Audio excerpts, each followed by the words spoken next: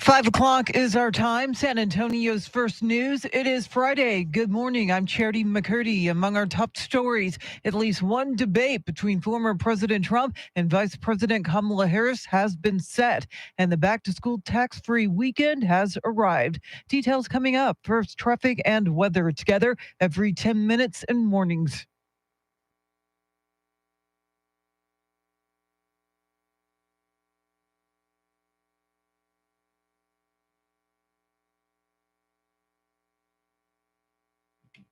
Good morning, everybody. And whenever I do this, see how that's blocked? I gotta figure out a way to finagle this microphone.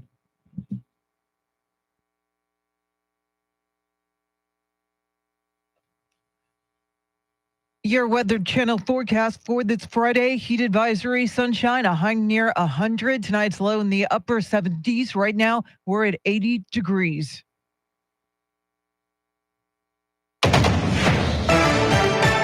Vice President Kamala Harris tells reporters her plans for an interview after former President Trump held a press conference at Mar-a-Lago. Fox says Aisha Hasmi has more on Decision 2020. When they go high, we go low. After all the calling out from the Trump campaign, Vice President Kamala Harris talking with reporters. Here is what she said about doing an interview. What is up? I want us to get an interview Mr. T She also told reporters that she's looking forward to the upcoming debate. She's agreed to doing a debate moderated by ABC that will happen on September 10th. Former President Trump also making news saying that he has agreed to 2 more debates, one with Fox News on September 4th and another with NBC on September 25th. No word from the Harris campaign on those 2 events just yet.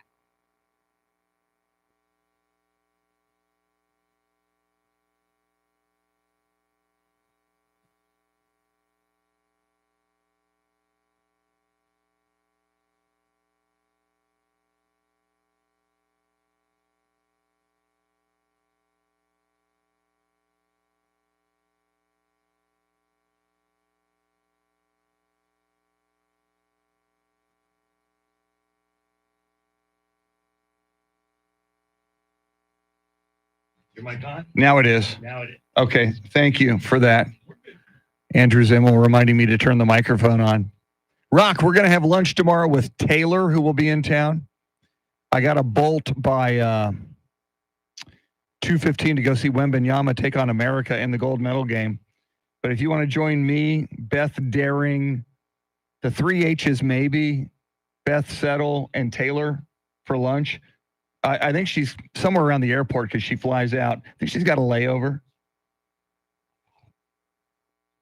Anyway, something to think about. Something to think about. Travis, The Rock, Rooster, Sam, Ray, M1A1. Everybody welcome in.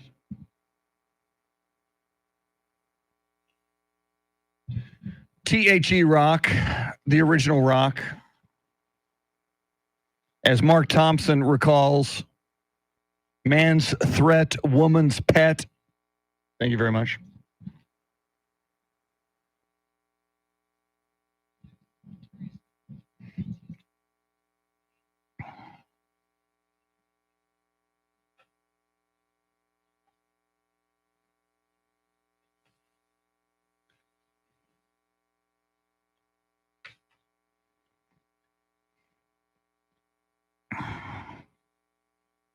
It is 79 and clear in San Antonio, Texas.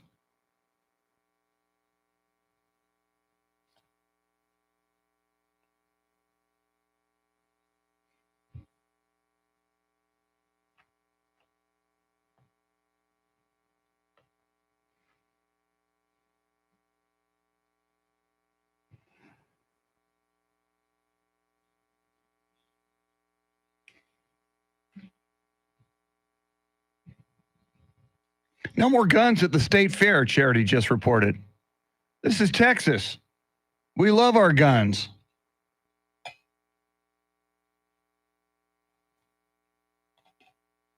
How about Victor Wembanyama? Victor Wembanyama.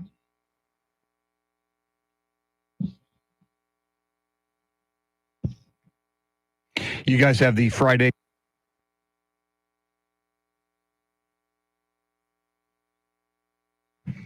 You got the Friday song lined up? I'm just checking. Just checking.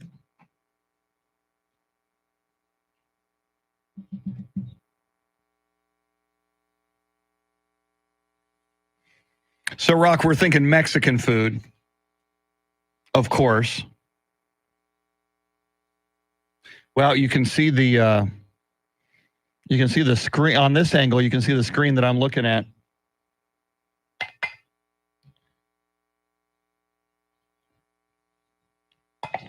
Thank God for coffee.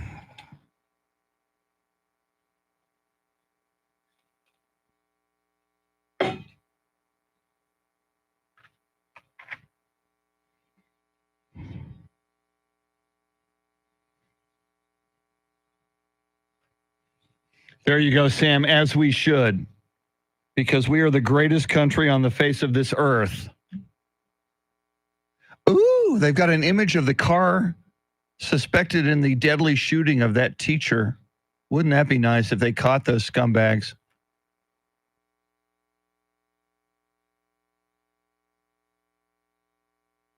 Thank you, Sam. Coffee, because management frowns on crystal meth. Thank you.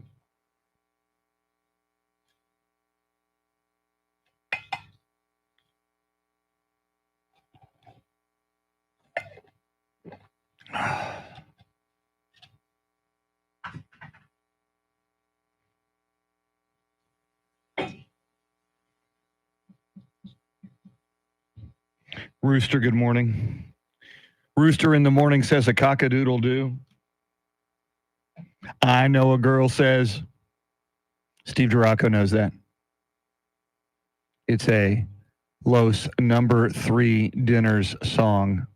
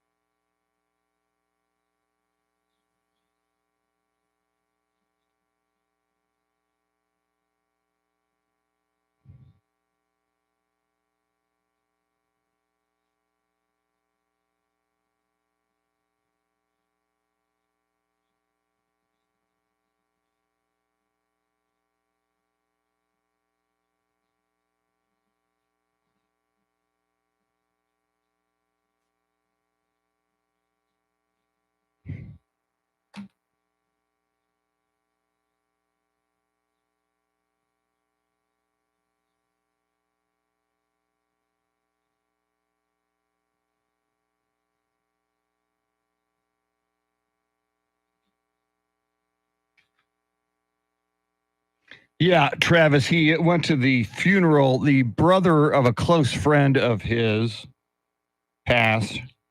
And, I think Tim was also friends with the brother, but more of a friend with, the surviving brother.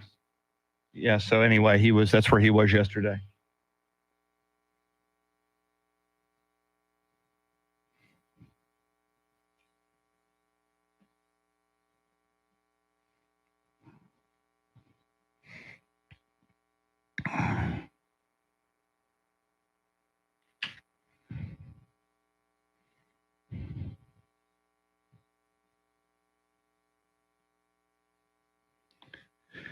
Welcome into this beautiful day, the 9th day of August, 2024, 10 days away from the Democratic National Convention in Chicago, 29 days until Taylor Swift's boyfriend opens up the NFL season against the Baltimore Ravens, 83 days until Halloween, 88 days until the 2024 election. And all of these are really important days upcoming on the calendar. But today's a pretty big day, too, because today is the day we've been working toward all week long. Today is Friday!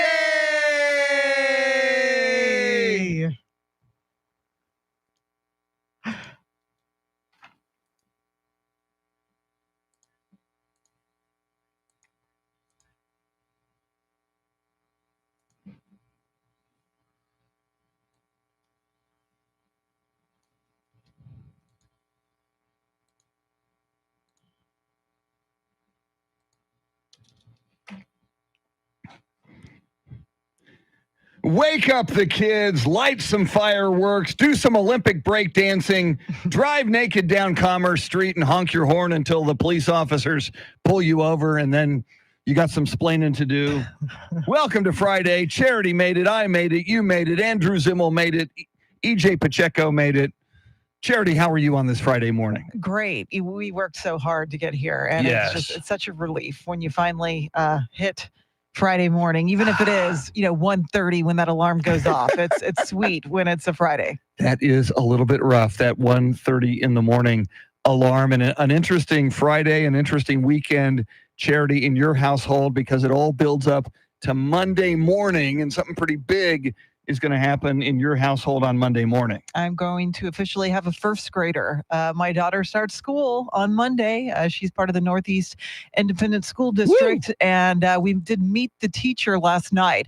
And that's always just kind of a cluster. Everyone's jam-packed. Well, first of all, everyone's waiting outside for the school to open their doors in the blistering heat because they do it in shifts. They have like kindergartner parents go first, and then you get the first graders.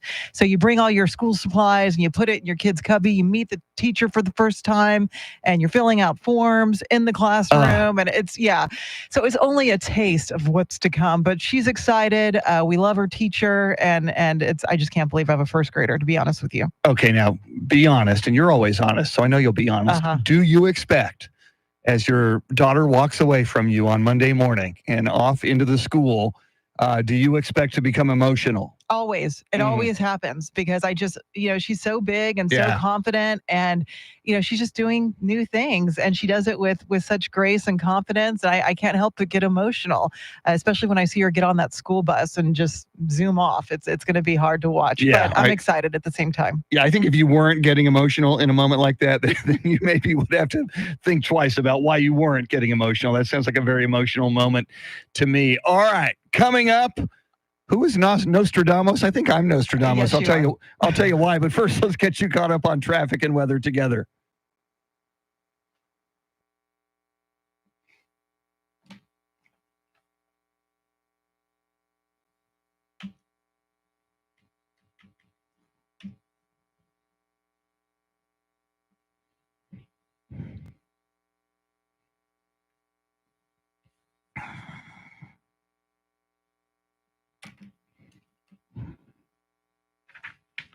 Weather Channel forecast sunny, a few afternoon clouds today. High 100 is forecast.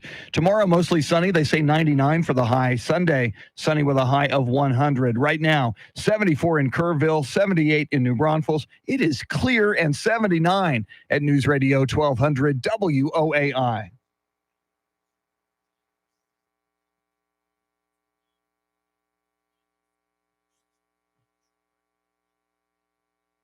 If you listen closely this morning, it is a Friday playlist of back-to-school songs as curated by Andrew Zimmel. ABC 123, the Jackson 5. I think this one qualifies, Charity. Absolutely. And it pumps me up just in general. It doesn't have to be school connected. I like the song as well. All right. So, Charity, I don't normally toot my own horn, but I'm going to do it now. It's a rare thing, believe it or not. When it comes to Victor Wembanyama, I think I'm becoming Nostradamus. Months, if not a year before he was drafted by the Spurs, I predicted he would be a Spur. I got my Wembanyama jersey months before the Spurs got the draft pick to draft Victor Wembanyama. And I've been saying since like the beginning of this year, the gold medal game in the Victor Wembanyama Olympics would be France versus Team USA. France wasn't necessarily supposed to get there. Team USA was, and we got France versus Team USA tomorrow at 2:30 p.m. This is the matchup we all wanted to see. Yes. And again, as Spurs fans, we're pulling for Wembanyama, but as Americans, we ultimately pull for Team USA. But, are we going to really shed a tear if Wembanyama is the victor and his France team? See, I'm going to compare it when Manu Ginobili and Argentina won gold. I pull for Team USA all the way until the clock goes 0-0-0. USA is a better team. They should win that game tomorrow. But if France wins, I'm going to pull for USA all the way. But if they win and I'm seeing Victor Wembanyama celebrate and the clock is at 0-0-0, then I will take joy in his celebration. Absolutely. But, it's just so incredible, the Team USA that we have, and LeBron James, who's, 39 years old, will be 40 in December. I mean, he continues to impress. But I would be absolutely shocked if France was able to defeat Team USA. Yes, it would be a shocker, but it's going to be fun to watch. Coming up, there is a debate coming between former President Donald Trump and Vice President Kamala Harris. We'll tell you when it is, and we got a debate question for you. We're going to empower you to do something about the debate. That's coming right up. WOAI News Time, 5:16.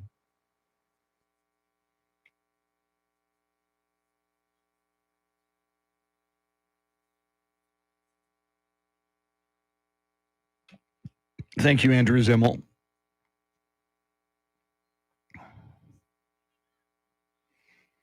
I have to forward Andrew the Joe Pags audio, which we play later in the show.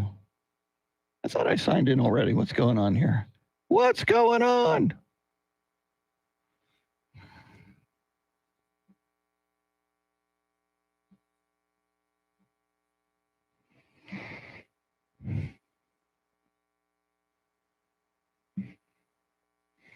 I got to get a code for my email. We just got a text from Randy Beamer. He is good to go today.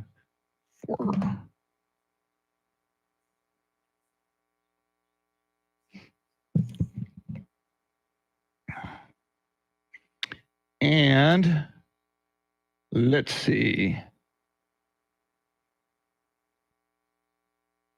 There's Pags. I'm going to forward that to Andrew. Or am I? Is this computer going to let me open up my email? Come on now. Come on. Forward.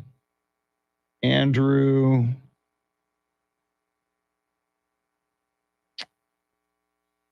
Whoops.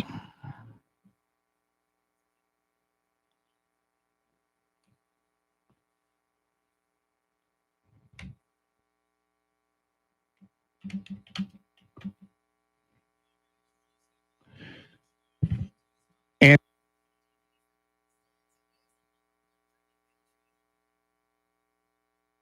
woohoo! Who else is in here? Welcome in. Good to see RK in here. RK is on our Mount Rushmore of talkback contributors. Hey, cool, Rooster. Tell Ross I said hello. Ross Vale, who I went to high school with. Steve Duraco knows Ross, Rodney, and Carla Vale. Hopefully Rodney and Carla are still around and doing well. I grew up, they were one street away from Steve Duraco, who grew up on Keystone Drive. I grew up 2 streets away on Ben-Hur Drive. Ross Vale grew up on Charter Oak Drive in Glen Oaks Park in the Holmes High School District.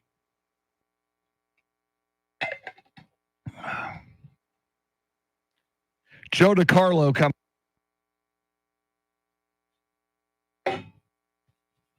Joe DiCarlo, just, yeah. I did not. Oh, wow. I'd be interested to see what he looks like. What, for an 18-year-old? Wow.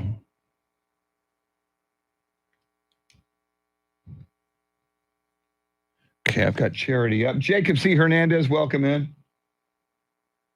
Travis Trevin, welcome in.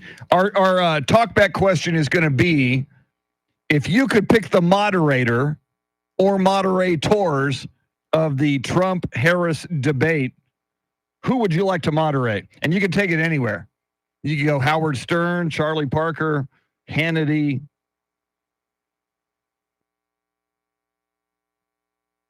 Anywhere you want to go.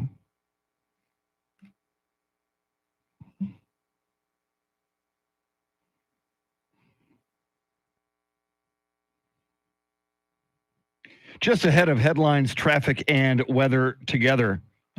And Charity, we're not used to getting a text from Randy Beamer at 5:11 in the morning, but always something new. There's a first for everything. Randy Beamer texts us with what he's going to talk about later in the show. I didn't know Randy was awake this early. I know. Kind of refreshing, actually. It's good to know that we're not the only ones sleep deprived. So there you go. So it'll be Fridays with Beamer from 8 o'clock until 8:30 this morning.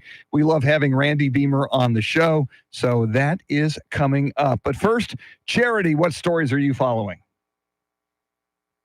That planned September 10th ABC News debate is officially set between Trump and Harris. Governor Abbott is requiring Texas hospitals to collect data on patients' immigration status and look for busier than usual crowds at local retailers this weekend. We'll tell you why coming up. Right now, traffic and weather together.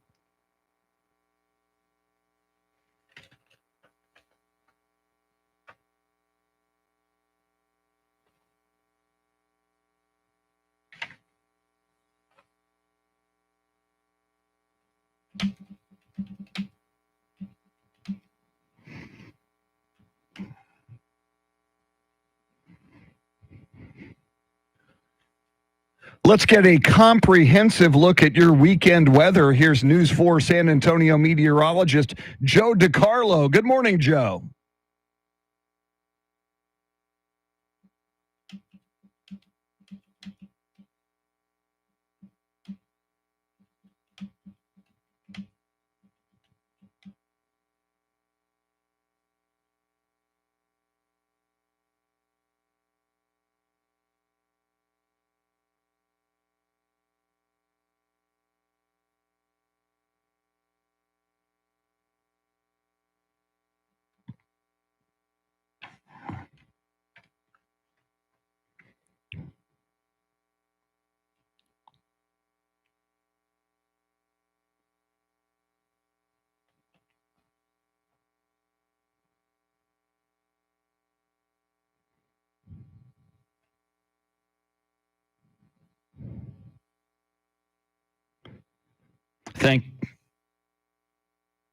Thank you, Joe. Sorry to jump the gun on you right now. It's 78 in Alamo Heights, 76 in Leon Valley, clear, and 79 at News Radio 1200 WOAI.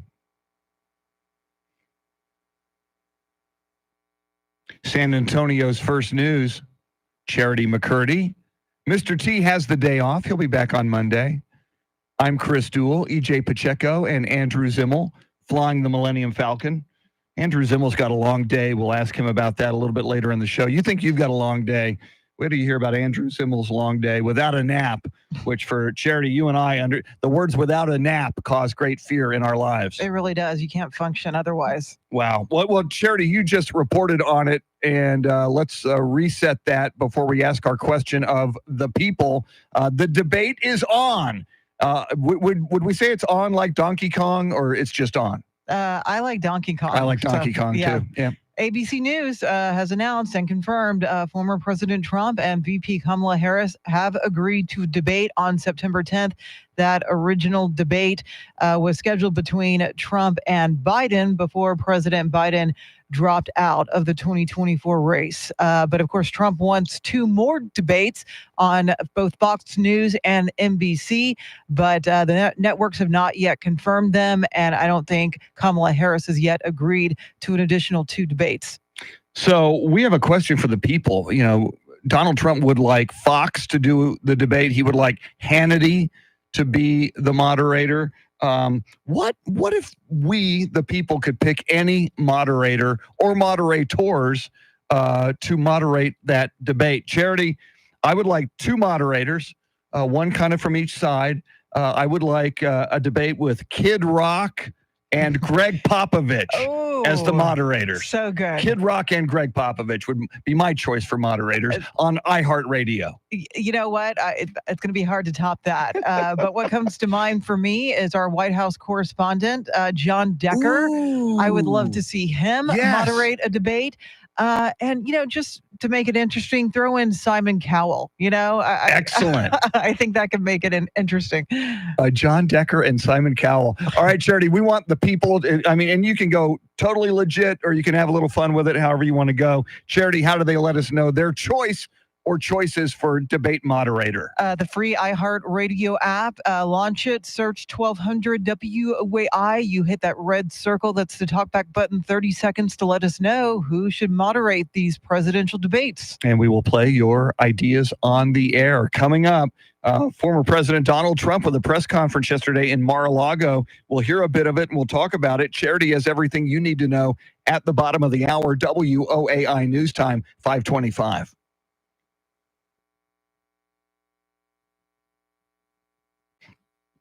All righty. Woo! Kemper, welcome in. Yeah, it was Throwback Friday yesterday. So I posted a few Throwback Friday photos on my Instagram stories. One of them was a little ridiculous. In fact, I think I have it. In 1981, we used to play basketball. Steve Duraco and I, in fact, against my brother-in-law, Doug McCoy. Gosh, did I already delete that? It's probably in my deleted photos. Hang on. I'll find it. Albums. And if any of you were around then, kids, we used to wear short shorts back in the day. So there's me in 1981 with a Destroy McCoy t-shirt. Because, you got to be color coordinated. And very short shorts, which is ridiculous. But that's John Stockton. That's what we used to wear back then. We were not normal. So there's that. So I think Kemper had something to say. She was joking. She wasn't saying, "Oh my God, you sick freak," which I probably am. All right. What else is happening here? I'm going to turn it over to Charity for the news here in a moment. It's On Like a Friday with Cheech and Chong. Hey, Sam, those would be good moderators. Cheech and Chong. In fact, I'm going to write that down to moderate a presidential debate. Cheech and Chong. Cheech and Chong and Connie Chung. Kind of trying to alliterate it all together.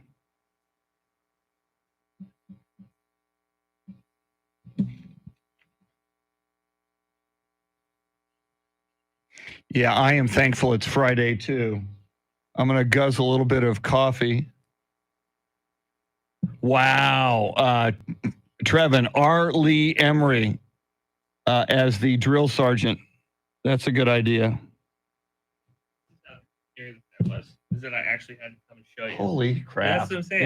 Yeah. Like, why aren't they showing his face if he's a suspect? I guess he's a teen. I guess he's 19 and wow. Okay. British rules against like minors and stuff. My like God. But isn't that crazy? Yeah. That popped up on Fox News and I was like, wait a second. That guy doesn't. That is scary. That's spooky great. Yes. My God. That was Andrew with the photo of one of the young terrorists. Here, he can show it to you. We'll show the camera. Look at this. Yeah, look at that. Look how spooky this is. With his gigantic knives, and he was going to try to kill Taylor Swift and others at her concert. Jesus. See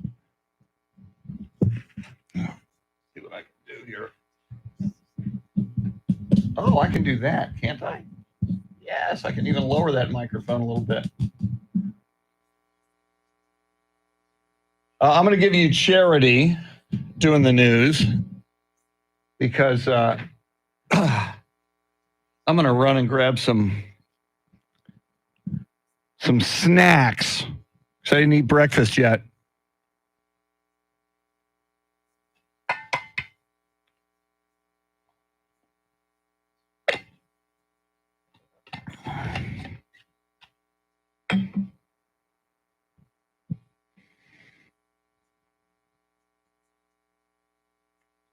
$2:30 tomorrow afternoon, Team USA versus France and Victor Wembanyama, the gold medal game in men's basketball at the Olympics.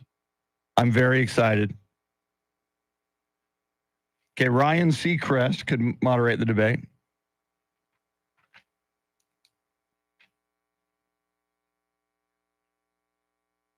Here's Charity.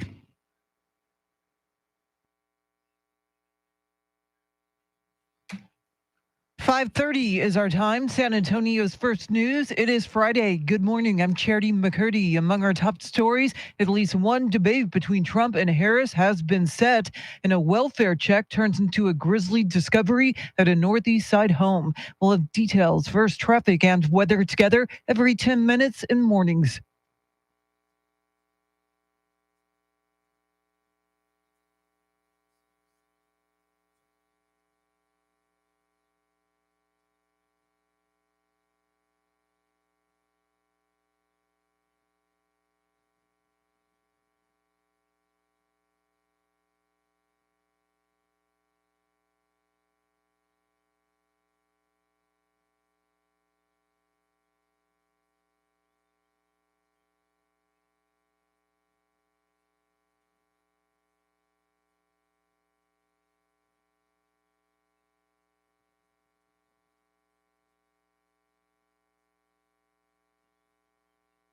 Your Weather Channel forecast for this Friday. Heat advisory continues. Sunshine, a high near 100. Tonight's low in the upper 70s. Right now, 80 degrees.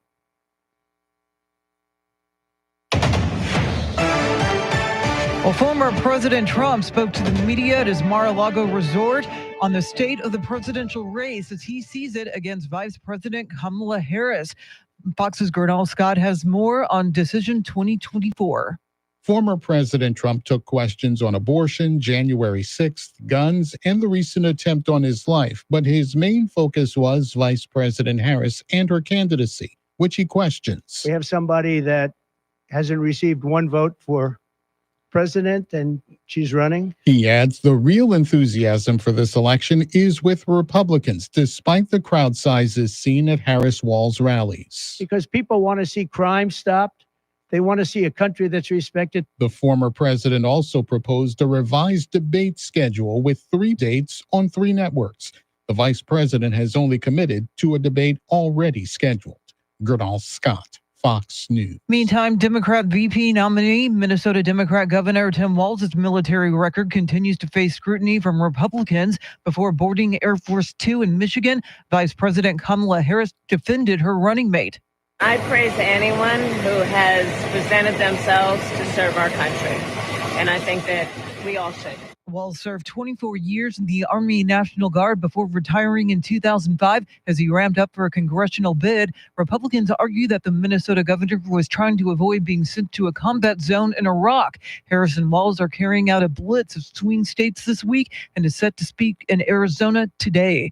Well, Robert F. Kennedy Jr. will be on the ballot in Texas this fall. Stephen Pickering has details. Kennedy originally ran for the Democratic Party's presidential nomination, but announced last fall that he would be running as an independent. Texas law requires independent candidates for president to submit a petition signed by more than 113,000 Texans who are registered voters but did not vote in either the Republican or Democratic Party primaries in March. Texas Secretary of State Jane Nelson says RFK Jr.'s campaign met that threshold, and his application for a spot on the November 5th ballot has been accepted. Well, the back-to-school sales tax holiday is underway in Texas. The annual retail event started just after midnight. Most clothing, school supplies, footwear, and backpacks that sell for under $100 qualify for the exemption. The waiver applies to purchases made in person or online. Shipping costs for online purchases are considered part of the total price. Items such as jewelry, purses, and luggage do not qualify. The sales tax holiday continues until midnight Sunday.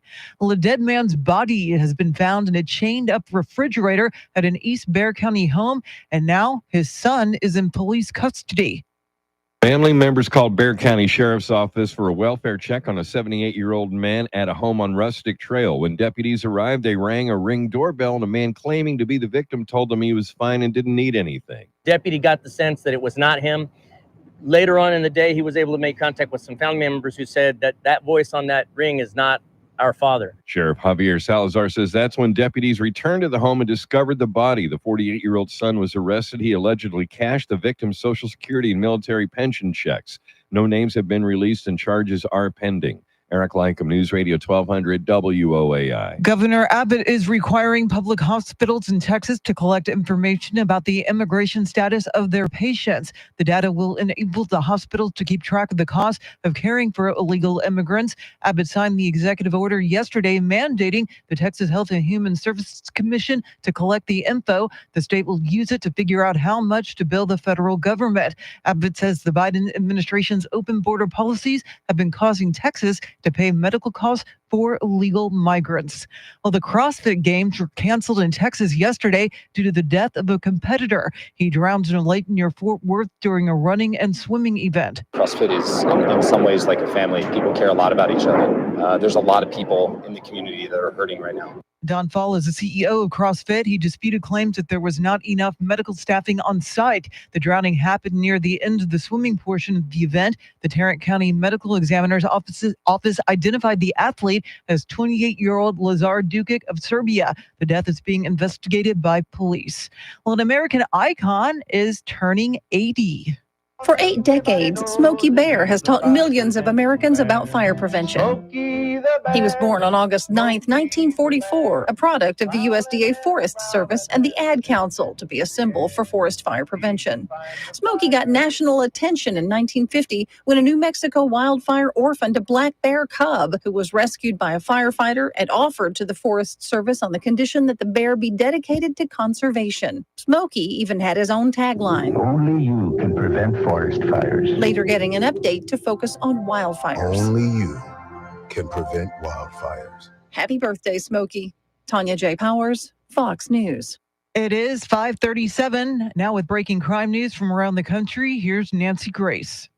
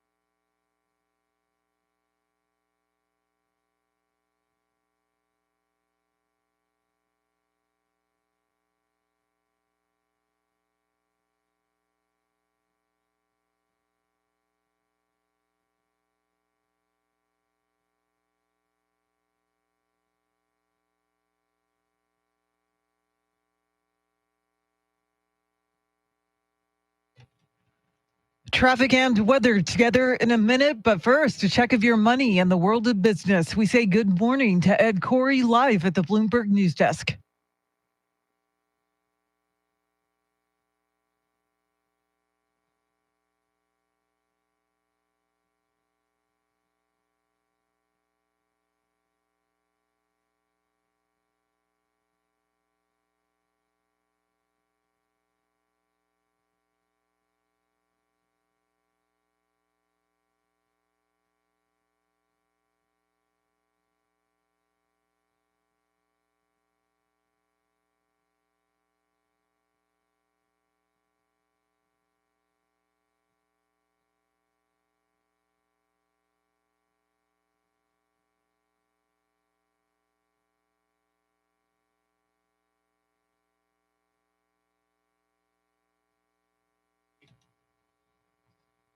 All right, thanks, Ed. News at the top and bottom of every hour, along with breaking news as it happens. I'm Charity McCurdy. Here's traffic and weather.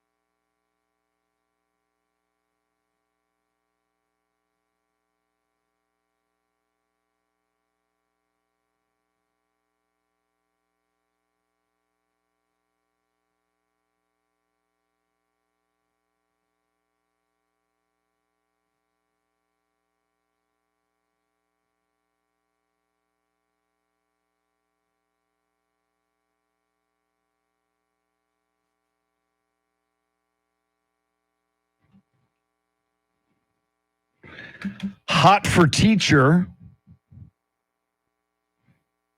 We covered that yesterday. Back to school time is upon us.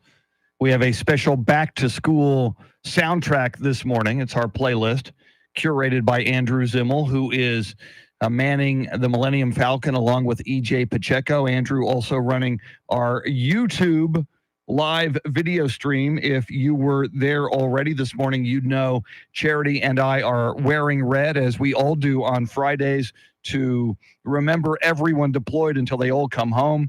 Mr. T has the day off. He'll be back on Monday. Charlie Parker with Those Were the Days at 6:48. Randy Beamer in the 8 o'clock hour. It is Fridays with Beamer. Well, yesterday, a news conference by former President Donald Trump at Mar-a-Lago. It went over an hour. He covered a lot of topics, including one that's popular with service workers. He continues to want to do away with taxing tips.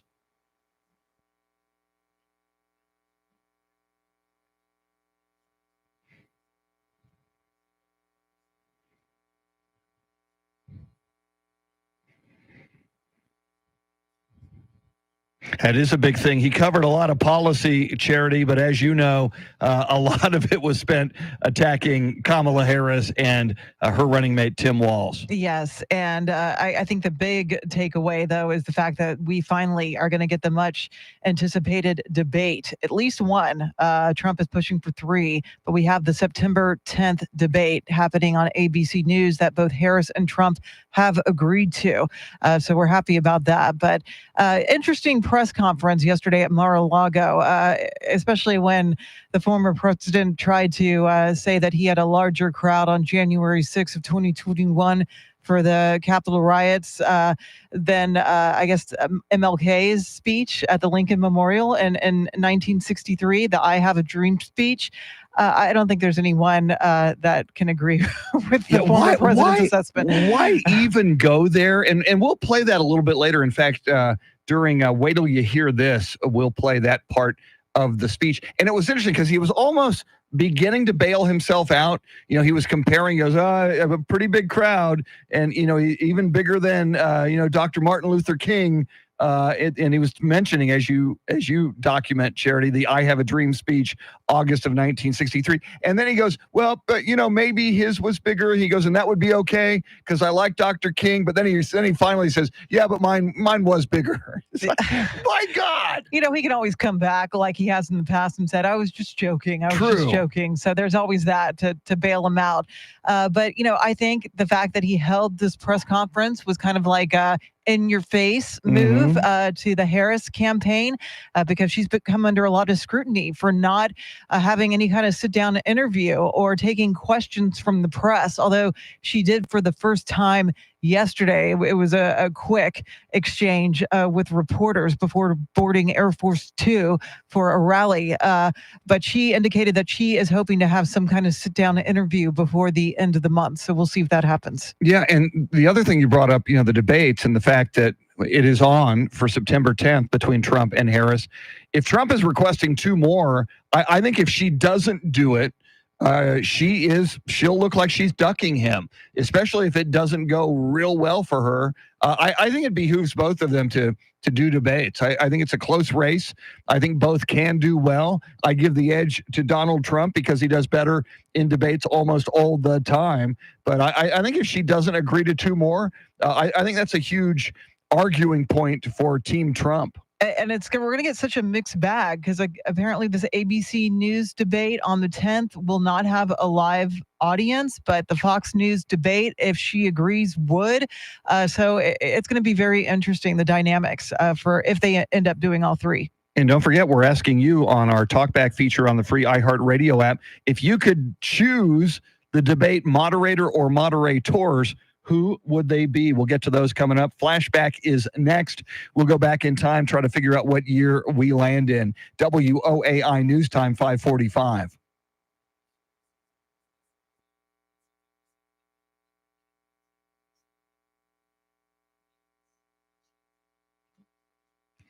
Travis, SWAT Cats, Sam, Kemper, Rooster, Anybody else who's in here, welcome in. Good to have you.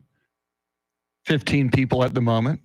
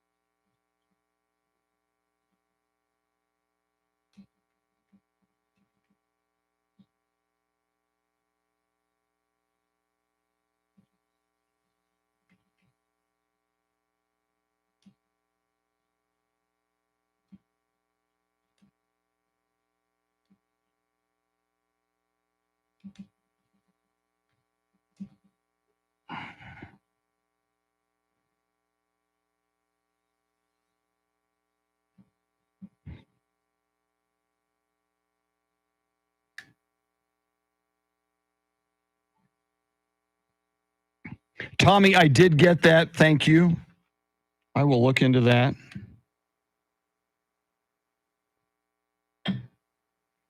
That's a cool deal, man. Yeah, unless I have a gym real close to where I live, my feeling is, let's say your gym is 15 minutes away from where you live. That's a 30-minute round trip. Whereas if you could exercise, if you got some equipment at home, or if you can do some exercising at home, I would rather do that. Jesse Casas, good morning. What does Jesse have to say here? I'm at the coast. Wow, lucky you. Very cool, Jesse. That's tremendous, man. I wish I was at the coast. Renee, welcome in.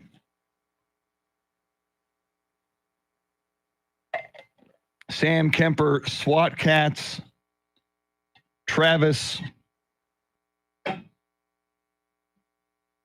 Renee, Tommy, Trevin,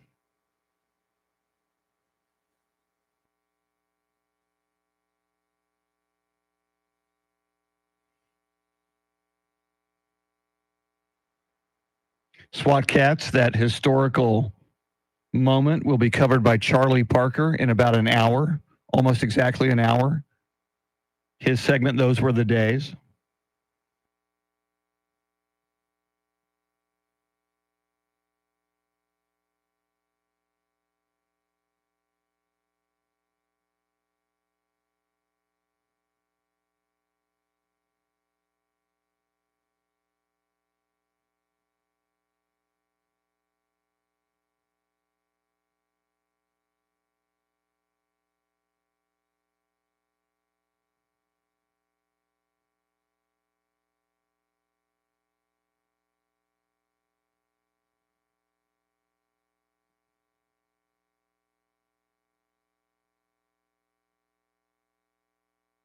It is time to go back in time. But what year will we land in? See if you can figure it out. We're going to try to figure it out. Let's play flashback.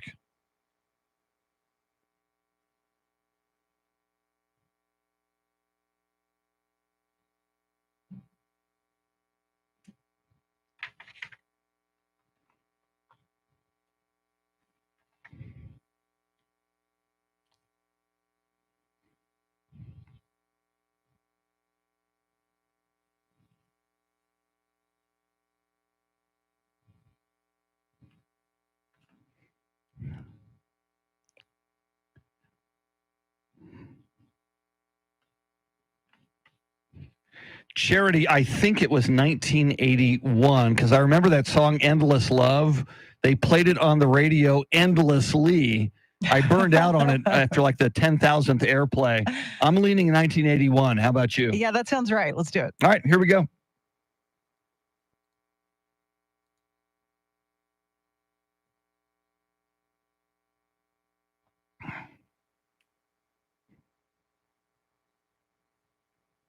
We did it. Unbelievable. And Raiders of the Lost Ark. What a cool movie. So awesome. Harrison Ford rocks. Charity McCurdy, what stories are you following? Former President Trump has proposed 3 debates with VP Kamala Harris, but only one is set so far. RFK Jr. is qualified to appear on the Texas ballot in November, and longer terms and higher pay for San Antonio officials will be placed on the November ballot. We'll have more coming up. Right now, traffic and weather together.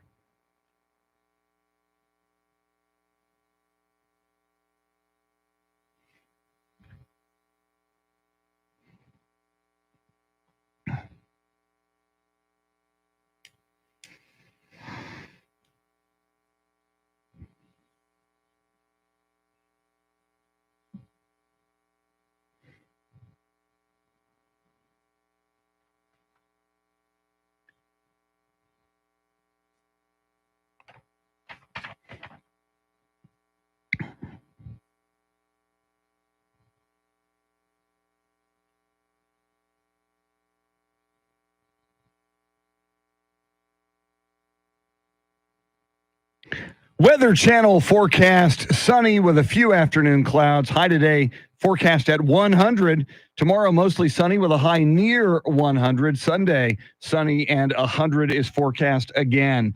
76 in Floresville, 79 at the Pearl. It is clear and up to 80 right now at News Radio 1200 WOAI.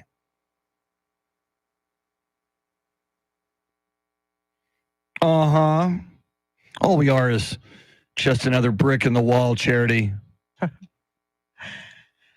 It is a back-to-school playlist. It's a playlist Friday. It's a Red Friday. We wear red to remember everyone deployed. And we're asking you, now the debate is on. It'll be September 10th on ABC News. Former President Donald Trump versus Vice President Kamala Harris. But we want the people, we want you to have the opportunity to name the moderators. If you could pick anybody to moderate the debate, who would it be? And Charity, how do they get us that information? The free iHeartRadio app. You search 1200 WOAI, hit that red circle. That's the talkback button. It's like leaving a voicemail, 30 seconds to let us know who should the presidential debate moderators be. Very, very cool. I do believe we have somebody in the morning who goes cock-a-doodle-doo. Rooster. Rooster. Let's hear from Rooster.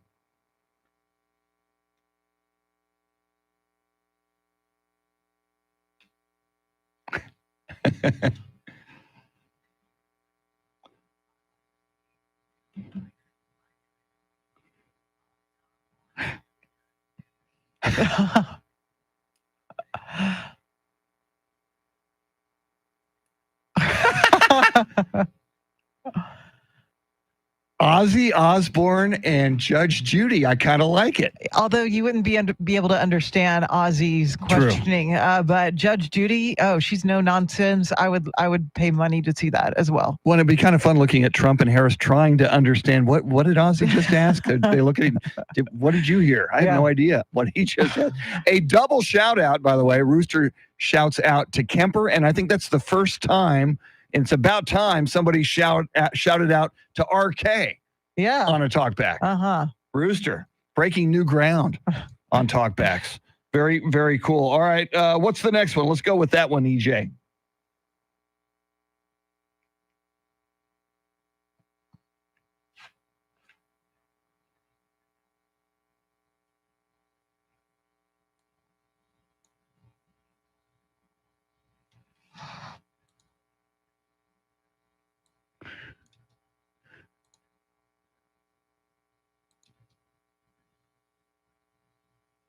Ooh. We got to get our Pennsylvania truck driver some Bluebell ice cream. All right, he said Elon Musk, Piers Morgan, and Tucker Carlson. That would be intriguing. That would be good. That would be good. I feel like we definitely need to have a female too in the lineup of moderators. I'm thinking maybe. I know you're a fan, Chris. Carly Shimkus of Fox News. Shimkus, yes, she would be excellent. Megyn Kelly, she's got a history with Donald Trump of debating. Maybe Chelsea Handler. Chelsea Handler is outstanding. Yes, that would definitely bring the fireworks. Chelsea Handler and Roseanne. Or how about this? How about all of the ladies from The View? Why don't we just do one of the debates? Trump would love that. Just show up on The View and have them all ask questions. Well, it is ABC News. That's true. The View is on ABC, right?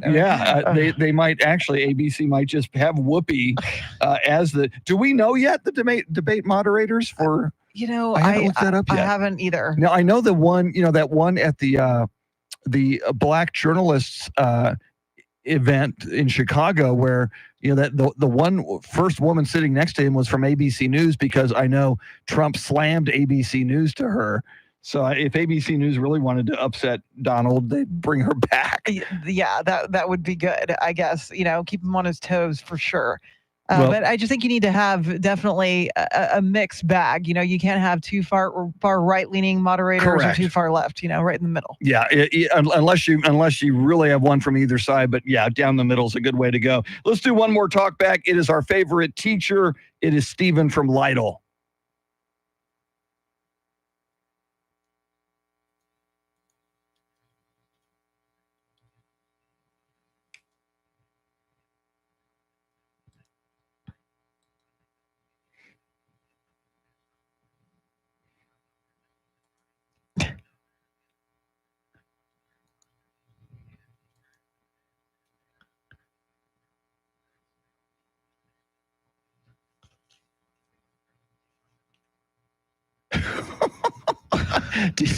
Did you get it? And he got cut off. Yeah, no, this one went over my head. Stephen? Did you? No, I didn't. Okay. Andrew Zimmel apparently has got it figured out. Which? I got it. Okay. Which is, wow. See, that's the second time this week one of Stephen's jokes had to be explained to me. I think he might need to pause for dramatic effects so we get the punchline. It's the delivery, because we're slow at, 5-something in the mornings. Yeah. Thank goodness for Andrew Zimmel to bail us out there on Stephen's joke. Charity has everything you need to know at the top of the hour. Then we'll talk the latest on the terror plot involving Taylor Swift concerts in Austria. WOAI News Time 5:58.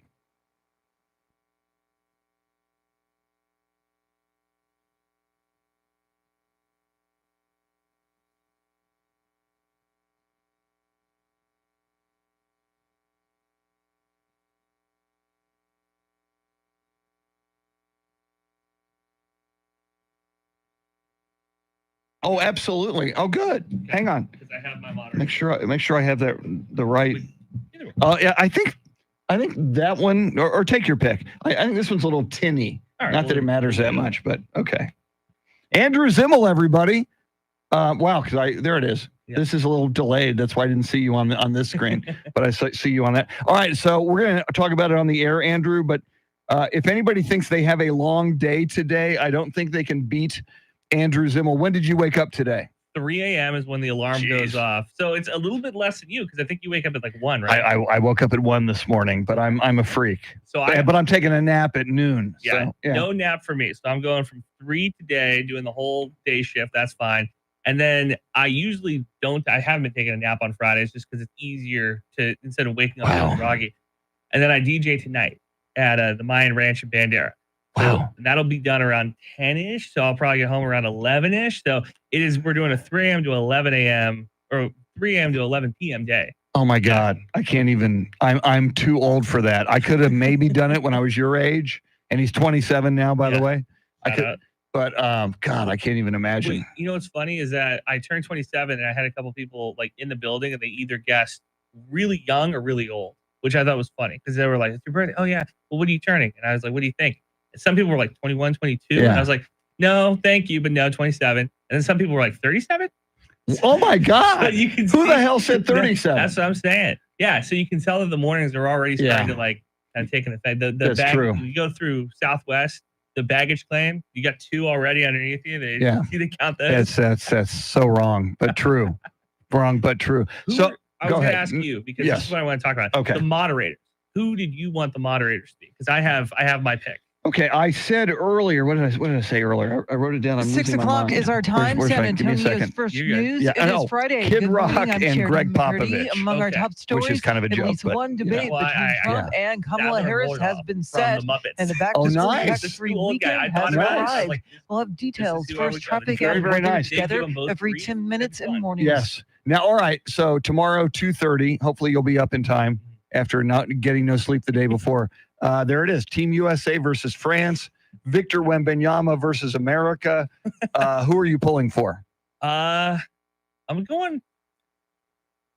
happy that Team USA beat Serbia. I think that's like the best game that I've seen Team USA play in like a decade. Yeah. I'm kind of pulling for Wemby. I kind of want Wemby to win, to beat the old, because we love Steph and KD and LeBron, but how big of a deal would it be if this kid who's not even 21 yet, can't even drink in America, beats Team USA? Because it would be Wemby versus this like group. It wouldn't. Yes. Rudy Gobert is not going to get any credit. Like Evan Fournier is not going to get any. It's going to be Victor Wembanyama versus America. And imagine this: we have Wemby potentially winning gold, and then having a big Christmas day in Madison Square Garden. Wow. Like Yeah. you could see a world where with LeBron turning 40, Curry's getting up there in age, KD's going to retire pretty soon. Face of the league. Yeah.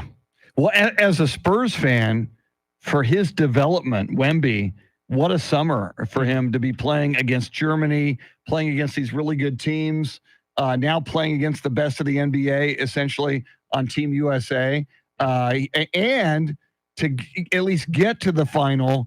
I've always said, I'd like when we draft somebody, I like somebody coming from a college where they won games. It wasn't a losing program. Because the Spurs lost so much last year, it's nice to see Wemby on a team that went all the way to the gold medal game. And again, like potentially winning it. And you look at the Spurs over under, I think their win total this year is like 28.5 is what I saw like a preseason was. If you think Wemby is going to win less than 30 games, I think that you're kind of crazy. I think that this is the year. I know they won Cooper Flag. I think everybody wants Cooper Flag. I think this is the year where Wemby's like, no, if we're not losing by 5 points anymore. We're not losing by a 3-pointer anymore. We are going to win some games this year, because if those winnable games, he's not winning a gold medal or getting a silver medal at the Olympics and coming back to the States and going like, I'm cool with losing to the Suns. Oh, I'm okay with losing to the Nuggets. Like, that's not going to happen. Yeah, I would agree with that. So I'm pumped, man. I'm excited. Cool. So what do you think the final score is going to be? Sadly, well, and again, sadly, you could be Team USA. I'm pulling for Team USA. Yeah. I think Team USA is going to win by double digits. So I'll go 87-77.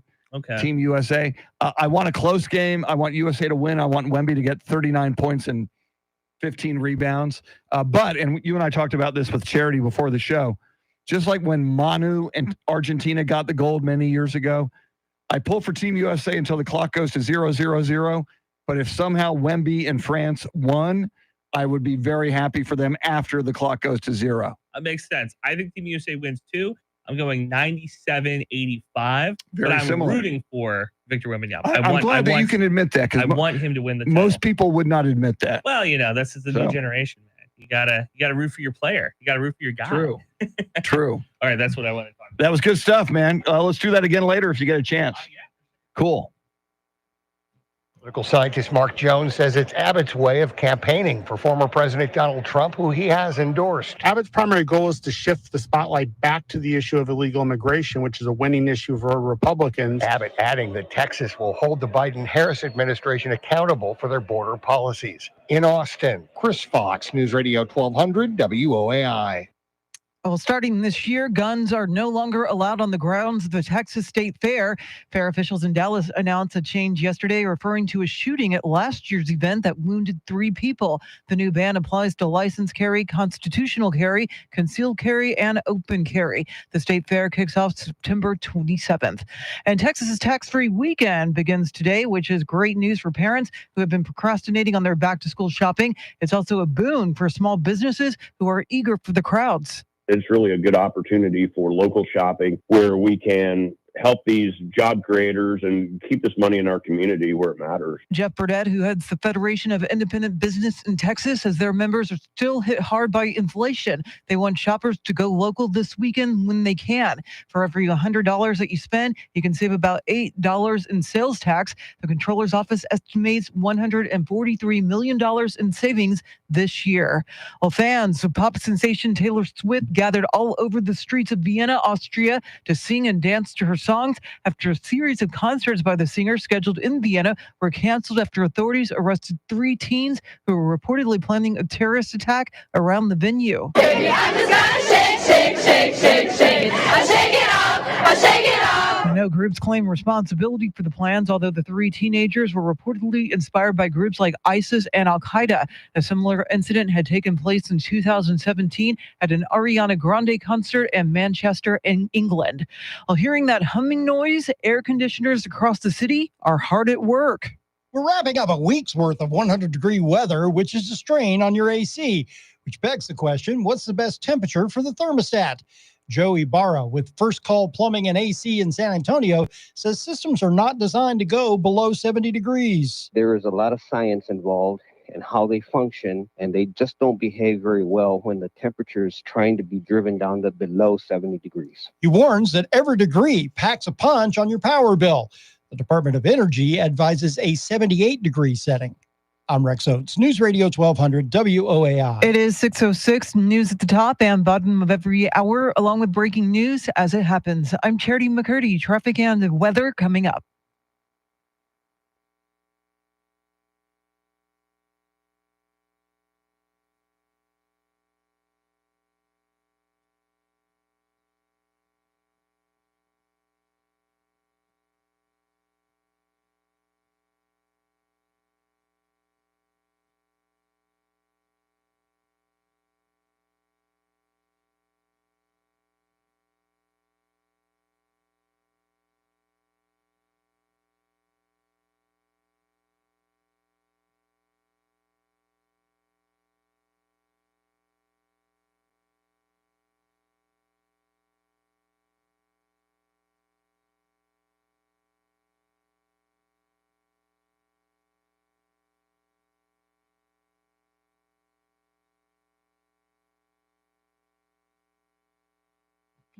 We do have a Kemper talk back now.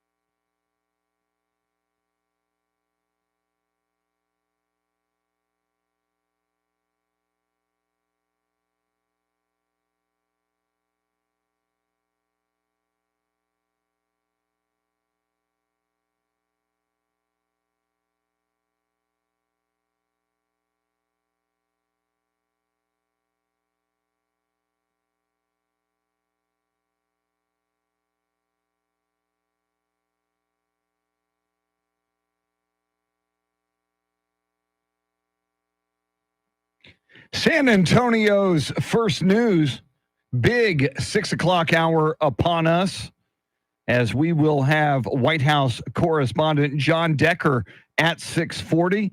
He will review the Donald Trump press conference yesterday, more than an hour at Mar-a-Lago. Did it diffuse some of the momentum that Kamala Harris and her new running mate Tim Walz seem to have been generating? We'll talk all things decision 2024 with John Decker at 6:40, 6:48. Charlie Parker with Those Were the Days. We're getting your talkbacks now that the debate is on September 10th between Donald Trump and Kamala Harris. If you could choose the moderator, who would it be? Kemper is among our talkbacks coming up at 6:20. And coming right up, you just heard Charity reporting on it, the latest from Austria and the investigation into the attack, the planned attack on those Taylor Swift concerts. What do we know now? But first, let's get you caught up on traffic and weather together.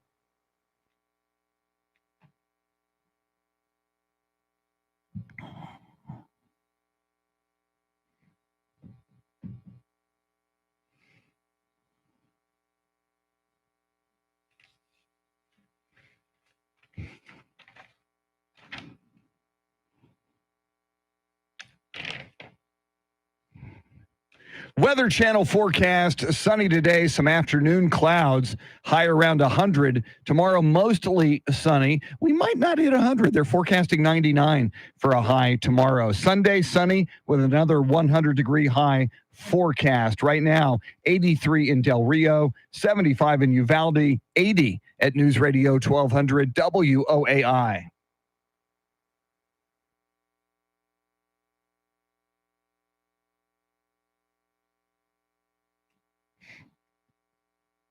Rock and Roll High School. Our playlist today, back to school songs. Rock and Roll High School. Charity, you like that one? Love it. Beautiful. It's good. Has Taylor Swift, does she have a back to school song? You would think in her catalog there'd be a back to school song by now. There's some lyrics like "You Belong with Me." I think she talks about her high school days. Okay. You know, the guy she loves is, you know, dating the cheerleader. She's on the stands, kind of deal. Well, she showed her. Oh, she 'cause sure she's did. dating Travis Kelce now, and he's a bigger stud than whatever that boy was in high school. Yeah. I'm just saying. Well, they arrested a third teenager, as you've been reporting, Charity, in Vienna in the terror attack plot that was going to target Taylor Swift concert or concerts in Vienna. See the photo of the one kid with the big gigantic knives? Yes. And, my God. And these are all teens. These are all very, very young kids. One apparently an 18-year-old Iraqi national. Just a very, very scary plot that, thank God, has been thwarted. Yeah, a 19-year-old is the main suspect. A 17-year-old was also arrested earlier in the week. And police also interrogated a 15-year-old, but ended up not arresting him. But they believe at this point, no additional suspects are being sought. But of course, Swifties around the globe are devastated because a lot of them traveled to Austria to see Taylor Swift's Eras Tour.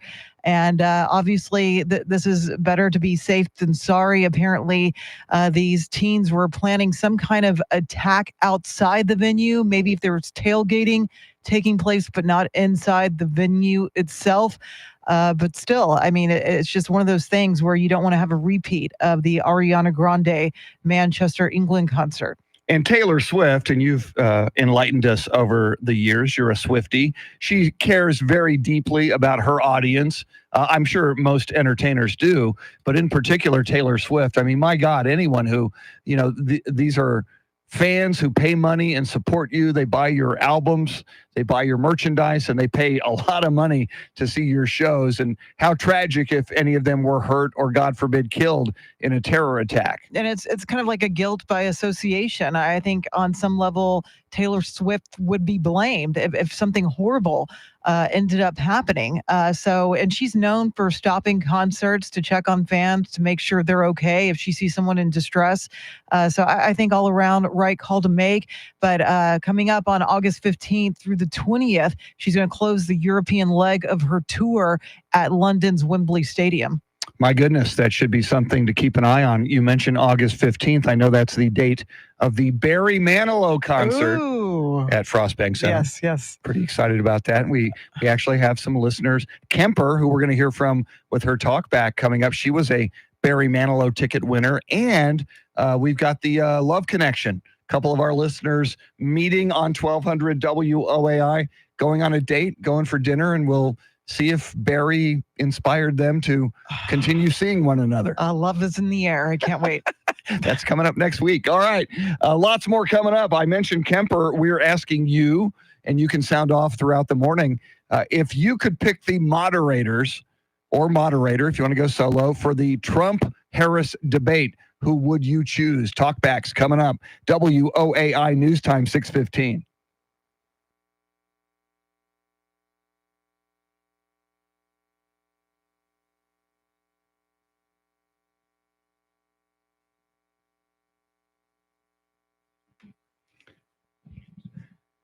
Trevin, Trevin, that was so weird. Trump yesterday saying his crowds are as big as or bigger than the MLK I Have a Dream August 1963 Lincoln Memorial speech. Wow, cool. What is Rooster saying here? I got to put 3 dots to move it up so I can read it all. I have the live stream synced with the radio. So what's not heard on the live stream, you can hear it on the radio. Wow. Rooster, you're like MacGyver, utilizing technology. Very cool. Kemper has to go to work. Needs some coffee. Very nice.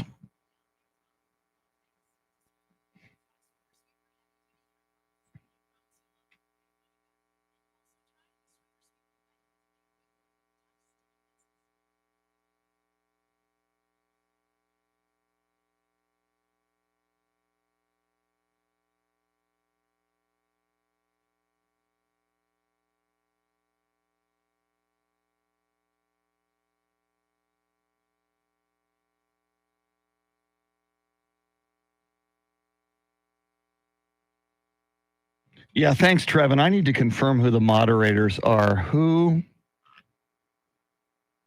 are the moderators for the ABC debate? Let me see if Google is kind to me on that question.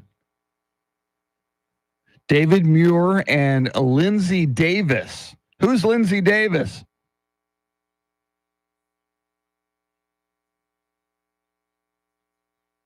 Uh-oh. Johnny the Geek is back.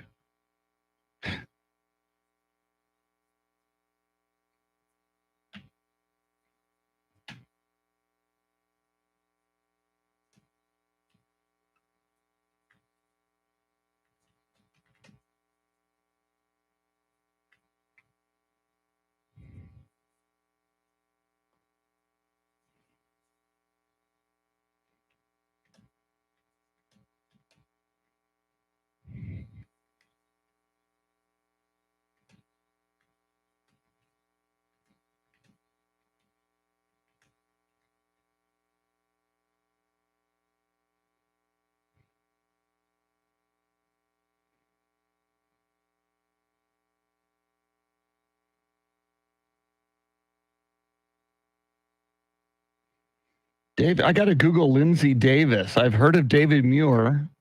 Okay, here we go. Let me see who the heck is Lindsay Davis.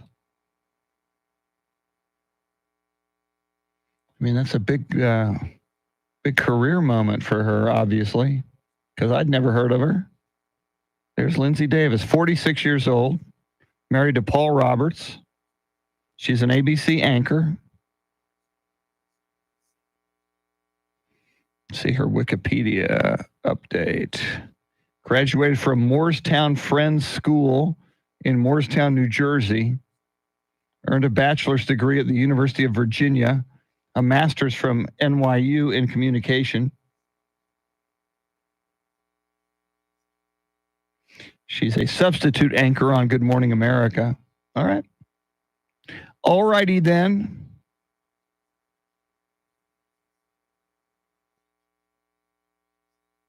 Yeah, Tevin, I'm sure he'll call it fake news since it's ABC.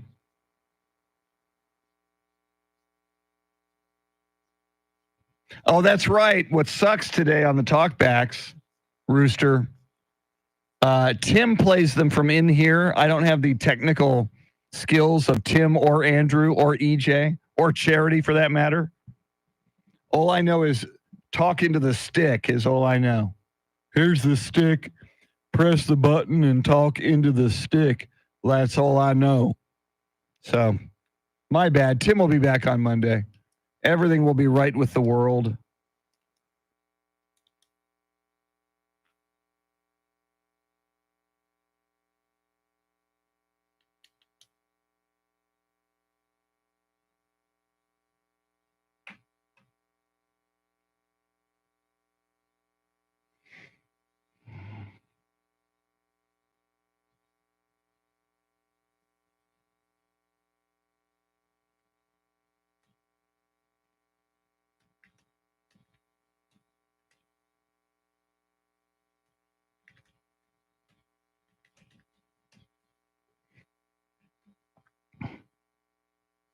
Just ahead of headlines, traffic, and weather together, John Decker, White House correspondent, joins us at 6:40 with a review of former President Donald Trump's Mar-a-Lago press conference yesterday. Your choices for moderators for the presidential debate coming right up. Charity, what stories are you following? A Trump-Harris debate is happening on September 10th on ABC News. Governor Abbott has signed a new order regarding medical patients' immigration status, and sales tax savings on school supplies is happening this weekend during the annual tax-free back-to-school shopping weekend. We'll have details coming up. Right now, traffic and weather together.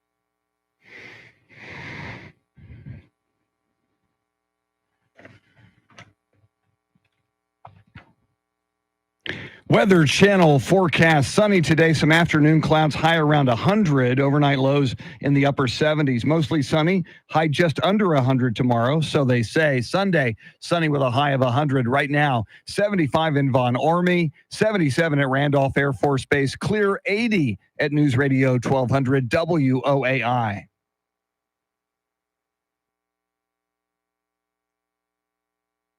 San Antonio's first news.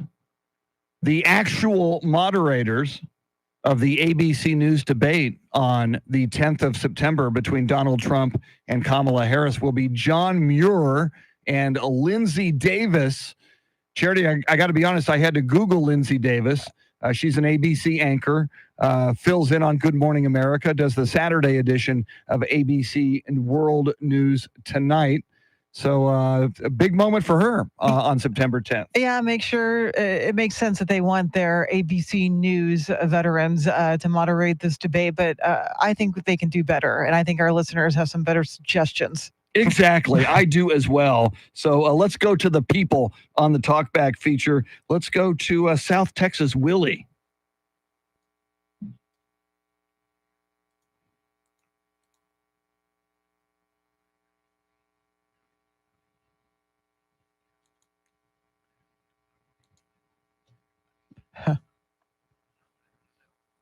Trey Gowdy and Tulsi Gabbard. That could be very, very interesting. Yeah, that would be a feisty debate for sure. Yeah, I saw Tulsi Gabbard on Instagram the other day, not saying a lot of glowing things about Kamala Harris. So that would be very, very interesting. All right, one of our favorites. In fact, she's on our Mount Rushmore of Talkback contributors. Let's check out what Kemper has to say.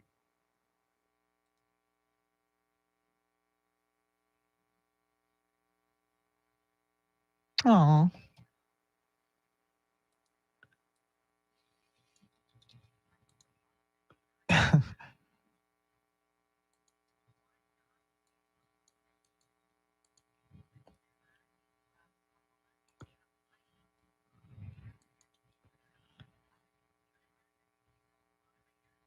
That's a cool idea. That's a very cool, innovative idea, Kemper. Once again, we like it a lot. All right, coming up, John Decker, White House correspondent John Decker, his thoughts on the Trump press conference yesterday. Will it move the needle? Charity with everything you need to know at the bottom of the hour. WOAI News Time, 625.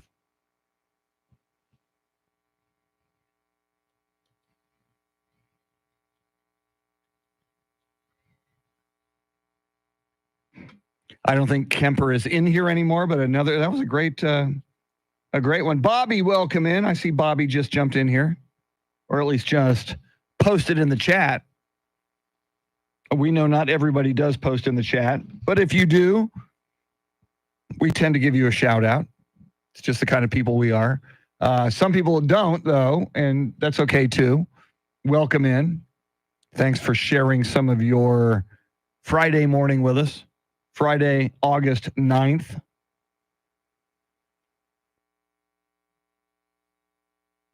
Sika Pollen, welcome in. Travis, welcome in. I know Travis has been here, but welcome in nonetheless. I'm going to guzzle some coffee because I need it. Needs me some coffee. It's the wonder drug that works wonders. Just like crack, only it's not.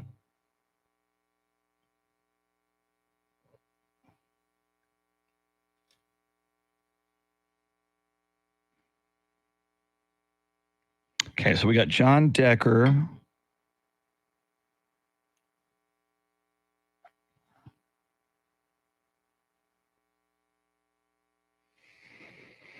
I should probably write down that it is Lindsay Davis and John Muir. That doesn't exactly move the needle, does it? John Muir and Lindsay Davis.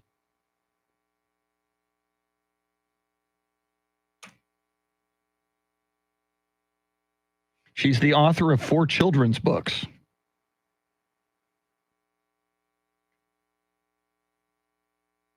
Charity is the author of 1 children's book.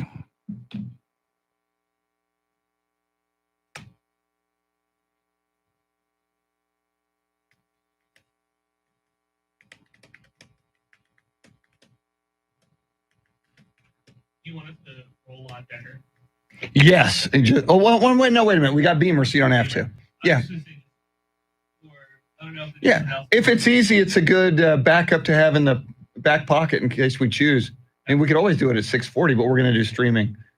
Yeah, just in case something went kooky down the line. Thanks, man.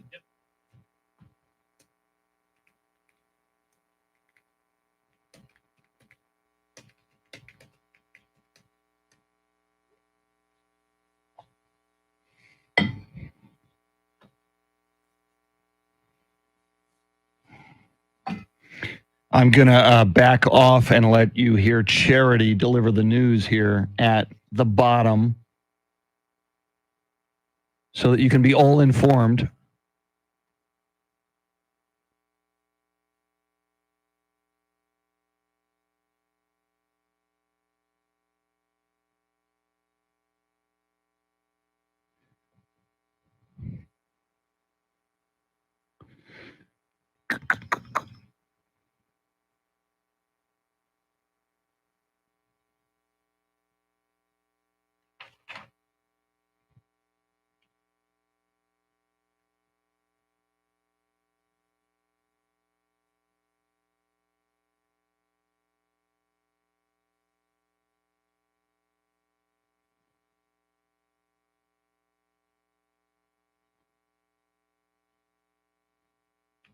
Here's Charity.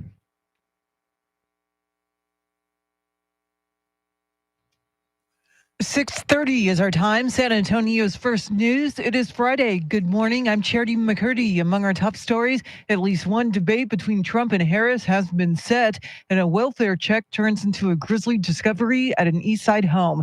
We'll have details, first traffic and weather together every 10 minutes in mornings.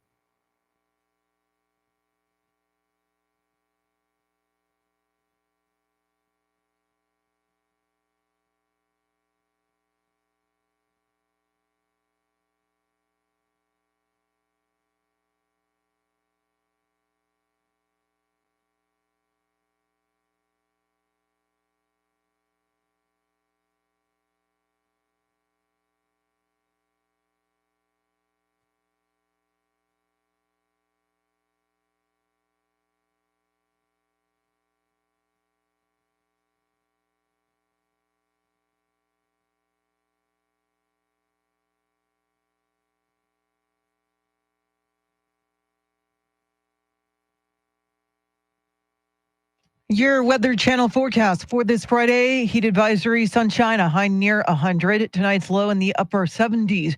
Right now, 80 degrees.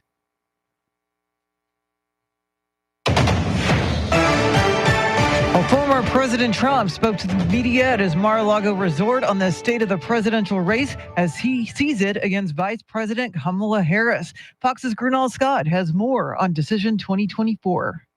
Former President Trump took questions on abortion, January 6th, guns, and the recent attempt on his life, but his main focus was Vice President Harris and her candidacy, which he questions. We have somebody that hasn't received one vote for president, and she's running. He adds the real enthusiasm for this election is with Republicans, despite the crowd sizes seen at Harris Wall's rallies. Because people want to see crime stopped. They want to see a country that's respected. The former president also proposed a revised debate schedule with 3 dates on 3 networks. The vice president has only committed to a debate already scheduled. Gernal Scott, Fox News. Meantime, Democrat VP nominee Minnesota Governor Tim Walz's military record continues to face scrutiny from Republicans. Before boarding Air Force Two in Michigan, Kamala Harris defended her running mate. I praise anyone who has presented themselves to serve our country, and I think that we all should. Walz served 24 years in the Army National Guard before retiring in 2005 as he ramped up for a congressional bid. Republicans argue that the Minnesota governor was trying to avoid being sent to a combat zone in Iraq. Harris and Walz, meantime, are carrying out a blitz of swing states this week and are set to speak in Arizona today. Trump, meanwhile, will be in Montana. Robert F. Kennedy Jr. will be on the ballot in Texas in November. Stephen Pickering has details. Kennedy originally ran for the Democratic Party's presidential nomination, but announced last fall that he would be running as an independent. Texas law requires independent candidates for president to submit a petition signed by more than 113,000 Texans who are registered voters but did not vote in either the Republican or Democratic Party primaries in March. Texas Secretary of State Jane Nelson says RFK Jr.'s campaign met that threshold, and his application for a spot on the November 5th ballot has been accepted. Well, the back-to-school sales tax holiday is underway in Texas. The annual retail event started just after midnight. Most clothing, school supplies, footwear, and backpacks that sell for under $100 qualify for the exemption. The waiver applies to purchases made in person or online, and shipping costs for online purchases are considered part of the total price. Items such as jewelry, purses, and luggage do not qualify. The sales tax holiday continues until midnight Sunday. Well, a dead man's body has been found in a chained-up refrigerator at an East Bexar County home, and now his son is in custody. Family members called Bexar County Sheriff's Office for a welfare check on a 78-year-old man at a home on Rustic Trail. When deputies arrived, they rang a Ring doorbell, and a man claiming to be the victim told them he was fine and didn't need anything. Deputy got the sense that it was not him. Later on in the day, he was able to make contact with some family members who said that that voice on that ring is not our father. Sheriff Javier Salazar says that's when deputies returned to the home and discovered the body. The 48-year-old son was arrested. He allegedly cashed the victim's Social Security and military pension checks. No names have been released and charges are pending. Eric Lycom, News Radio 1200 WOAI. Governor Abbott's latest executive order on gathering information from hospitals on illegal immigrant patients starting November 1st is getting plenty of blowback. Critics of the Republican governor's order say it will keep people away from medical care that need it. And whether you're legal or not, if you're having an emergency or a medical problem, you're a human being and you need to be seen. Hidalgo County Health Director Dr. Ivan Melendez tells KXAN Abbott's call for information is overreach since the federal government is ultimately responsible for migrant care. Well, 2 city council members want San Antonio Water System to stop cutting off the water supply to apartment complexes that are behind on their payments. Sods has either cut off or threatened to cut off the water at several apartment complexes over the past 2 months. City council members Marina Alderete Gavito and Jalen McKee Rodriguez Antonio say the practice is unfair to tenants whose water bill is included in their rent. They want SAWS to consider ways to penalize delinquent landlords without punishing tenants. Well, police in London say Taylor Swift can resume her world tour there next week, despite a terror plot to attack her shows in Austria. Here's Fox's Jonathan Savage. Taylor Swift's 3 Vienna shows were cancelled as police uncovered what they say was an Islamist-inspired plot to kill as many fans as possible. 2 teenagers are in custody, but officials at the next stop of the star's world tour, London, England, appear to be undeterred. Mayor Sadiq Khan says British police learned lessons from the suicide bombing that killed 22 people at an Ariana Grande concert in Manchester in 2017. And senior officers say there's no indication events in Austria have brought any additional threat. Swift has 5 shows scheduled for the British capital next week. In London, Jonathan Savage, Fox News. Well, the San Antonio City Council is placing longer terms and higher pay for themselves before the voters. In yesterday's meeting, council members voted unanimously to order the election in November. Several council members opposed charter amendments to double their terms from 2 years to 4 and to increase the salary for council seats and the mayor's office. The salaries for council members and the mayor have been unchanged since 2015. A Texas middle school is facing backlash for banning students from wearing all black clothes from head to toe. This is in El Paso, where the district's trying to deal with students facing depression and mental health issues. We don't want the kids to be walking around moping, so they're trying to keep it a little bit more upbeat. Norma De La Rosa, who heads the El Paso Teachers Association, says they're not trying to take away students' rights. They're trying to cut down on distractions. Kids at Charles Middle School must wear uniforms, and one of the colors is black, but they cannot wear black on top and bottom. Some parents say they should focus on bullying, not clothing. And it is 6:37.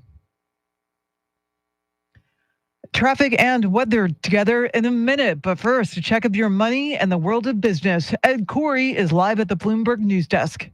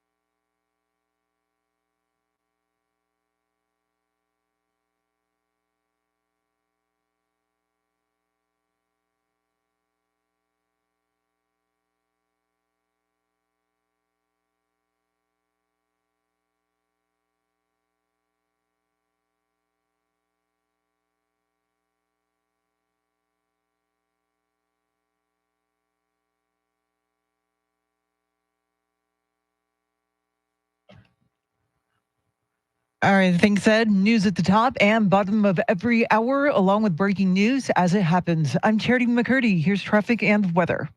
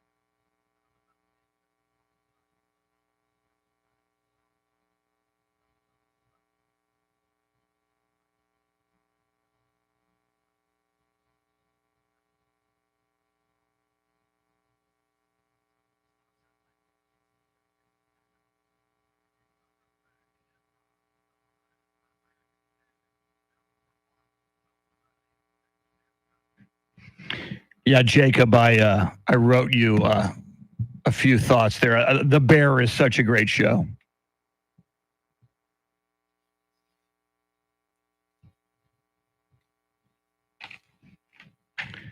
San Antonio's first news. She's Charity McCurdy. I'm Chris Duell. Mr. T has the day off. He will be back tomorrow.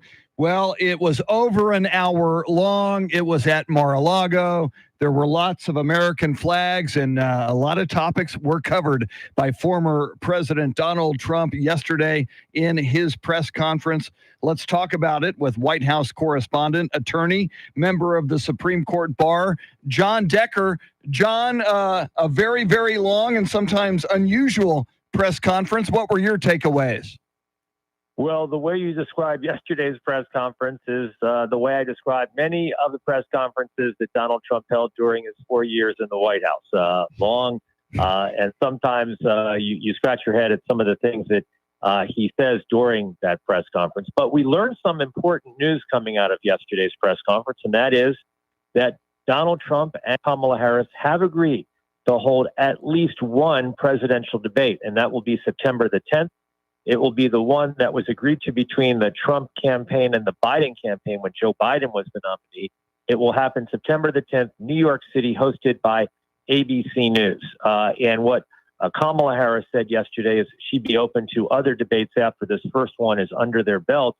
Donald Trump actually giving the dates for two other debates that he would like to have between now and November the 5th. John, it seems like the pressure really is on Kamala Harris now to agree to those two other debates. When do you think we will get a concrete answer on that? That's a great question. I think that we're likely to get an answer in terms of when we would have a vice presidential debate before we'd have an answer on a second or third presidential debate. And I would not be surprised if we have a date on the calendar for a vice presidential debate within the next week, meaning the debate's not going to take place within the next week, but simply the date for the debate will occur likely within the next week. I think you also heard Kamala Harris yesterday indicate that she'd do a sit-down interview. I've been telling you that would happen, and I believe it will happen with a joint interview. Both Kamala Harris, the vice president, her running mate, Tim Walz, likely, I would think, on 60 Minutes. And I would not be surprised if it happened immediately before or immediately after the Democratic National Convention in Chicago. And John, you mentioned vice presidential candidate Tim Walz. We're certainly seeing a lot of noise from the Republicans questioning his military record, using terms like stolen valor. Kind of reminds me a little bit of the swift boating of John Kerry back in 2004. Do you think any of these charges will stick to Tim Walz? Do you think anybody's going to, think twice and question his 24-year military record?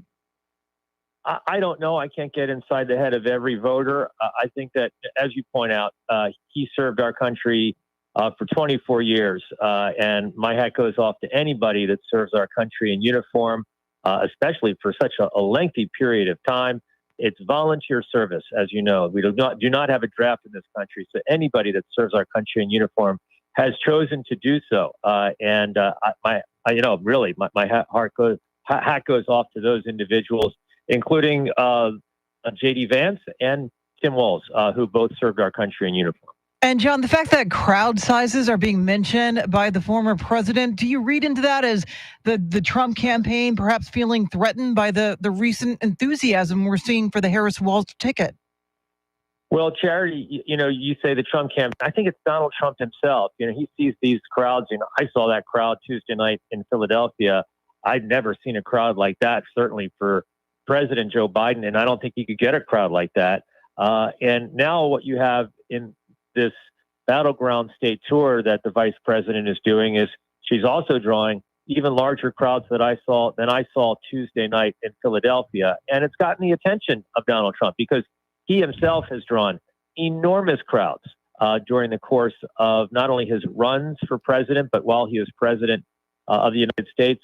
And so, you may have heard him yesterday during his press conference dismiss those crowds as just 1,000 people. It is way more than 1,000 people. I mean, there were 12,000 people in Philadelphia, 15,000 people in Michigan. So these are significant crowds that gives you a sense about the energy that exists right now on the Democratic side. And we've talked about this before. There's also enormous energy on the Republican side as well. I saw this at the Republican National Convention in Milwaukee. Finally, John, we know you're a very, very busy man, but we also know you appreciate sports and the Olympics. Have you cleared your calendar tomorrow, 3:30 p.m. Yes. Eastern Time, Team USA versus Victor Wembanyama? Yes, absolutely. And did you watch that game yesterday, that comeback against Serbia? That was an amazing game. Had me on the edge of my seat. I was yelling at the screen while watching that. And what a comeback. What a tremendous comeback. A team effort, by the way, to come back. I mean, yes, Steph Curry had 36 points, but it really was a team effort down the stretch. I know USA is a prohibitive favorite against France. Do you think there's any chance France can come away with the win? No, I don't. But you never know. You never know. I mean, look, I wouldn't have said that Serbia would make it as close as they made it. They almost pulled the win yesterday. Anybody on any given day can beat anybody. But I think that scare that the U.S. got yesterday from Serbia has been a wake-up call for this team. They don't want to go home with anything less than a gold medal. And I think that, if I'm not mistaken, Charles Barkley said they wouldn't be welcome back in the United States if they don't get anything but a gold medal. So, yeah, I'll be watching that tomorrow. I can't wait for that game tomorrow afternoon. Great stuff, as always, from White House correspondent, attorney, member of the Supreme Court Bar, John Decker. And that is 2:30 in the Central Time Zone tomorrow afternoon, the gold medal game, Team USA versus France in men's basketball. Charlie Parker with Those Were the Days is coming right up. WOAI News Time, 646.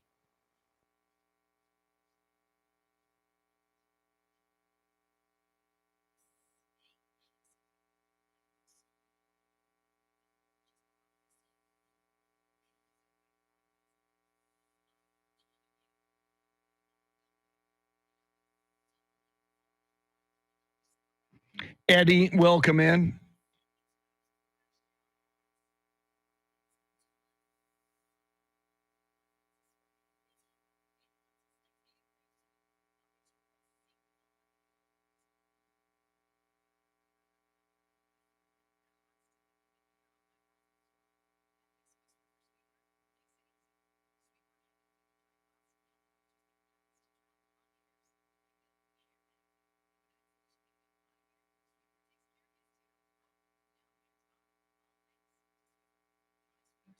Connie, welcome in. Good morning.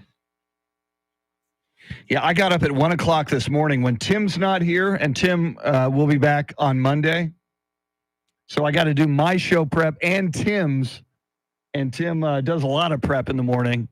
And so I have to get up. I usually sleep till about 2 a.m., but when I fill in for Tim, I get up an hour earlier. So, yeah, I'm going to be in dire need of a nap later today, midday. But anyway, Jacob was talking about The Bear. If you haven't seen The Bear, and I think it's on Hulu, it is so good. It is so well done. And you don't have to be a foodie or into restaurant. It's some of the greatest characters. Jamie Lee Curtis is in it. And they did something with a character. And I was talking with Jacob about him, and he went from probably my least favorite character in the series to my favorite character in the series. They did something with him that totally flipped me on him. So anyway, it's cool. One of the best TV series I've seen, certainly this year. It's season 3 this year, so there's 3 seasons in the can. I think they're going to do one more, but I would recommend that. In fact, I may bring it up again. We're going to do streaming recommendations at 8:40 this morning, so we might do that.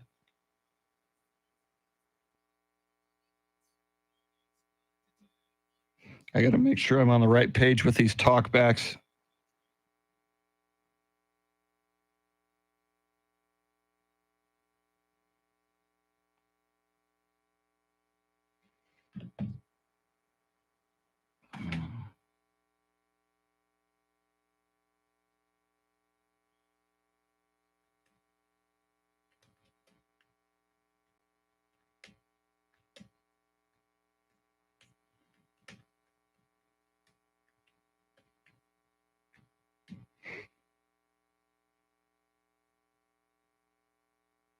That's it, Marco. Just keep on watching. Richie's character, and he's the one. Richie's character takes a turn. And I'm not giving too much away here. It's called what? It's called Forks. It's the name of the episode in season 2 is called Forks, and you'll understand why it's called Forks when you see it.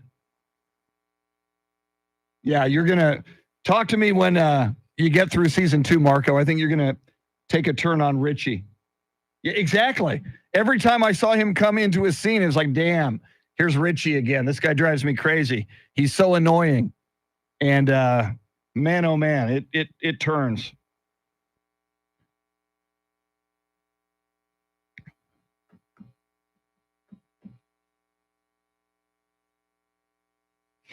And that is probably, of all three, every season is great. And every character is great. You find that out. But that episode, Forks in season 2, my favorite episode of all 3 seasons, but nothing wrong with any episode. The first episode of season 3 is so weird, but good. By the time you get through it, you go, okay, now I understand what they were doing. It's so unusual, but very, very stylistic. And one of their episodes, I forget which one, there was no editing. There's no cut. I think Orson Welles did that 100 years ago. Just not quite 100 years, but close. Just the camera was constantly moving through the whole episode. They do very innovative things on that show. All right, Rooster, we'll see you, man.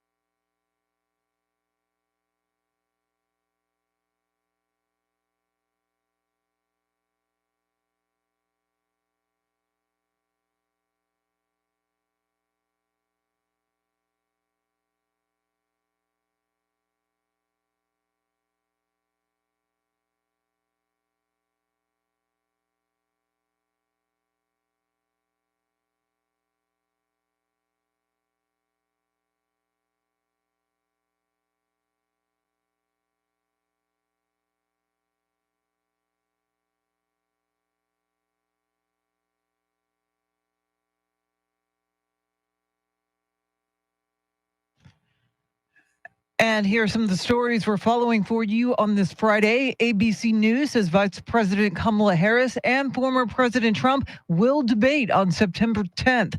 A third teenager has been arrested in connection with the foiled attack on now canceled Taylor Swift concerts in Vienna. And back to school shopping is in full effect during the state's annual tax-free weekend. We'll have details coming up. Right now, traffic and weather together.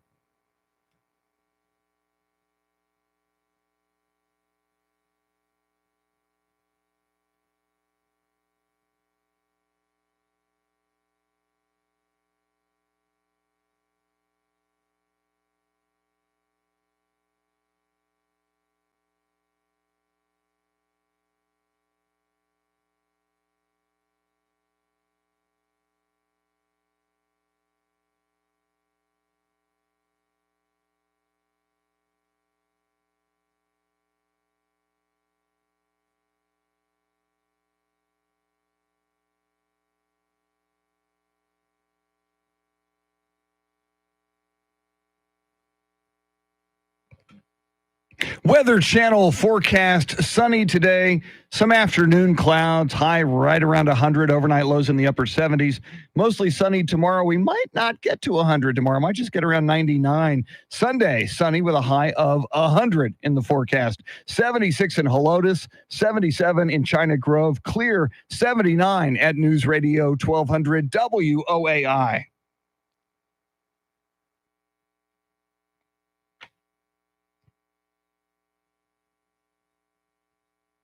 San Antonio's first news.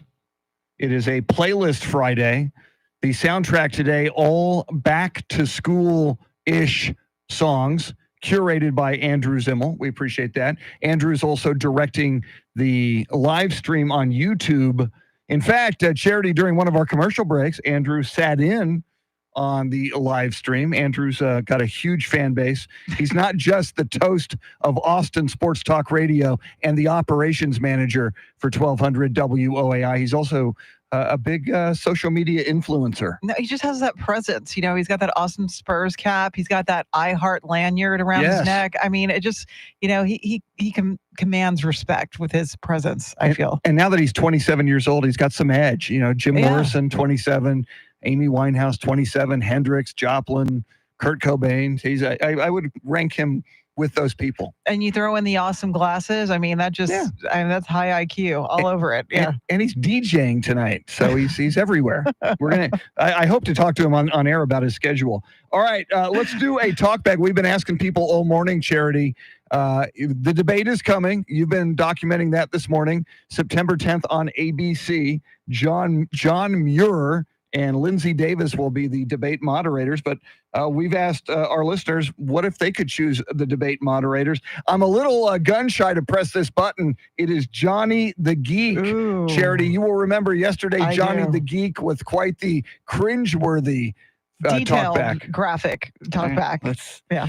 All right, everybody, both hands on the wheel. This could be frightening. Here is Johnny the Geek.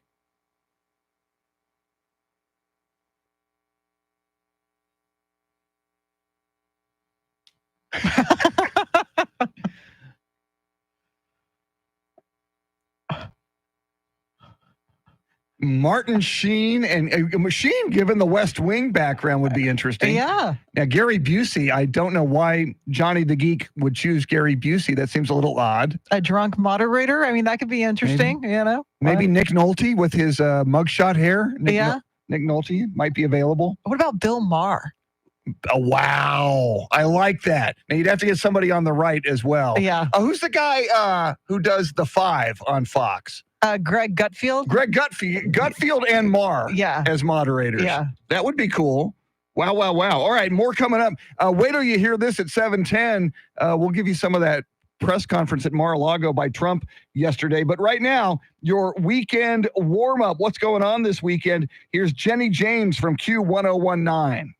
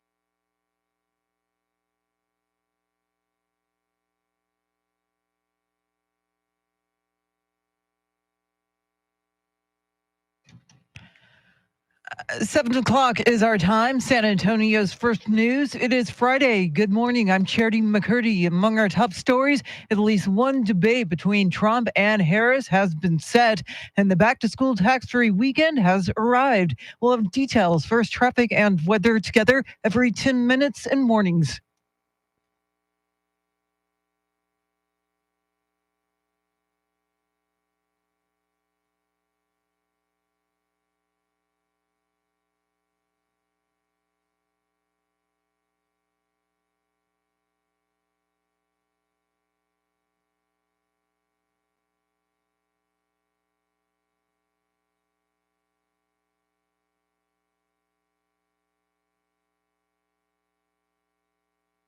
Your Weather Channel forecast for this Friday. Heat advisory, sunshine, a high near 100. Tonight's low in the upper 70s. Right now, 80 degrees.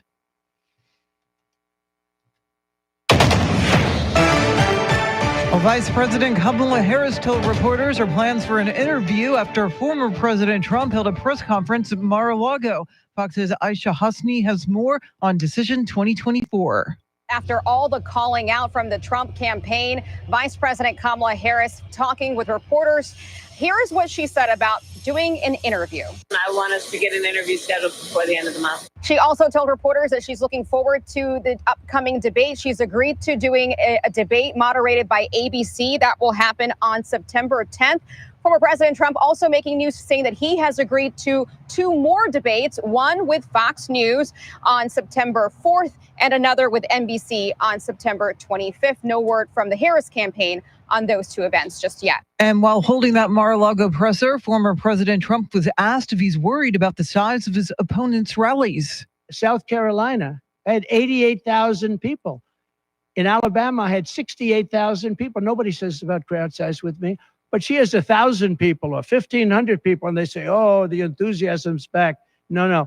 The enthusiasm is with me and the Republican Party. Trump claims he drew a bigger crowd on January 6th of 2021 than Martin Luther King did during his 1963 I Have a Dream speech. The Congressional January 6th Committee put Trump's crowd estimated at 53,000 people, whereas MLK's speech at the Lincoln Memorial was witnessed by about 250,000 people.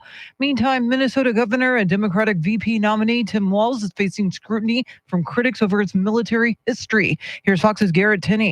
Tim Walz's service record shows that he retired from the Army National Guard in May of 2005. And according to the Minnesota National Guard, Walz's battalion didn't receive orders to get ready to deploy to Iraq until 2 months later in July. Those who served with Walz, though, say there were rumors months earlier that their artillery unit could be deployed to Iraq. So when Walz retired after 24 years to focus on his run for Congress, they felt abandoned. Others who served with and under Walz have come out to say his decision to leave had nothing to do with a possible deployment, which he wouldn't have known about at the time. The Harris campaign issued a statement defending Walz, saying he will be a relentless champion for veterans and military families. Well, Robert F. Kennedy Jr. will be on the Texas ballot in November as an independent candidate for the presidency. The Texas Secretary of State's office announced that RFK had submitted enough petition signatures to be placed on the ballot.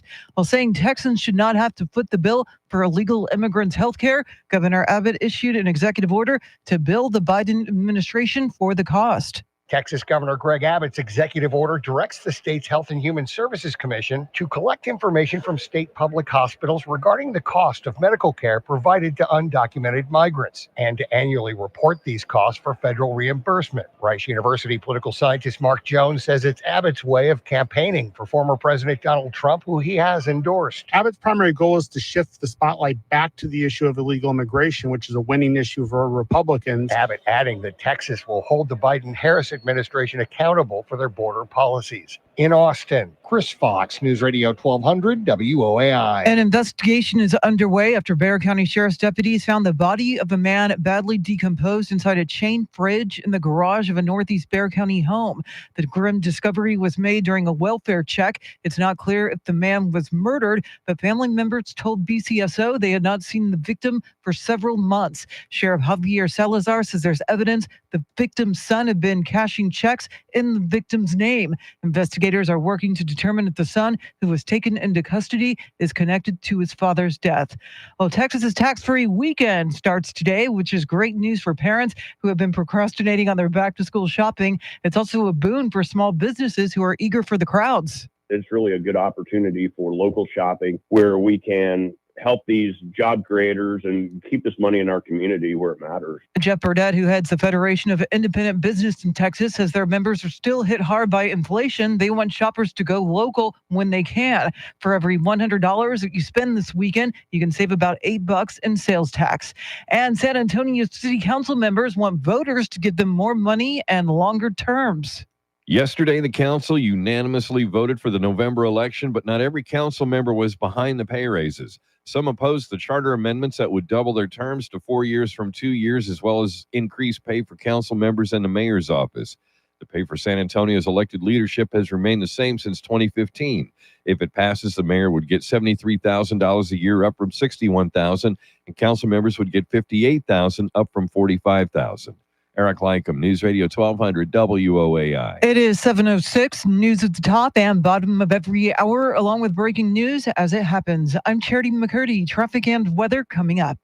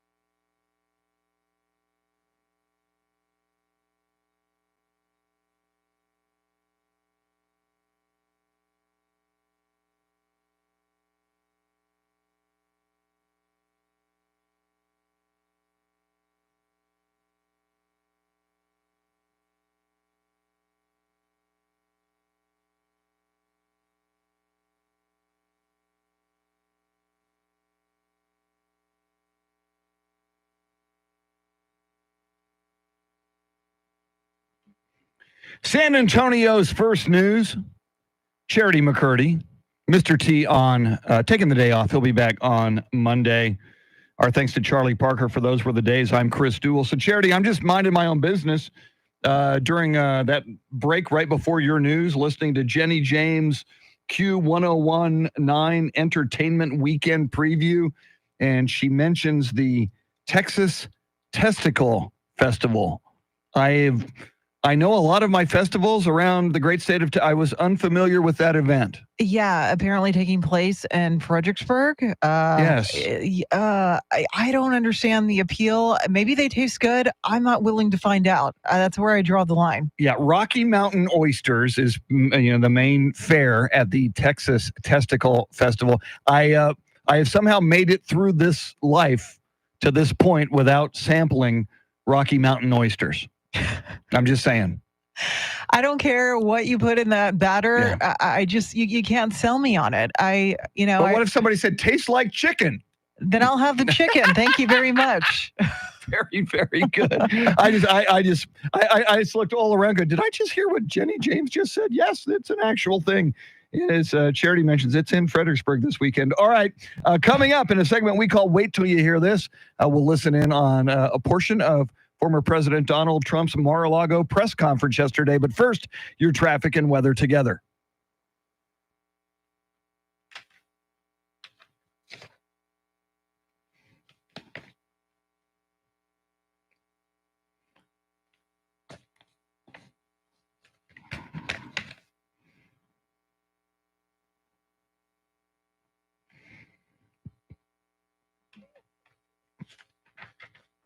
Weather Channel forecast, sunny today, some afternoon clouds, high around 100, overnight lows in the upper 70s.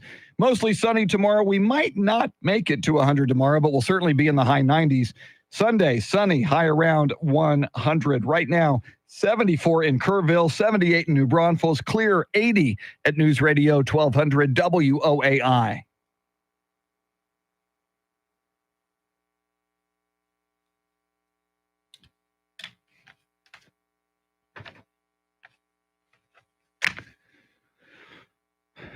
Beautiful. It is a back to school playlist today.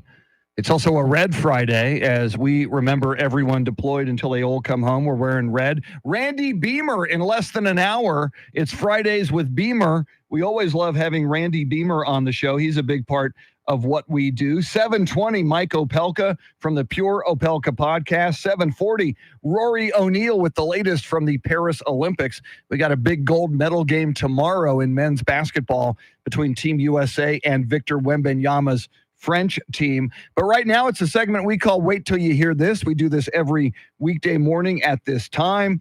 And Mar-a-Lago yesterday, it was over an hour, the Donald Trump press conference. And as Charity has been reporting, one of the big moments was when Donald Trump was talking about the size of his crowds and comparing them to other major events in American history. Let's listen.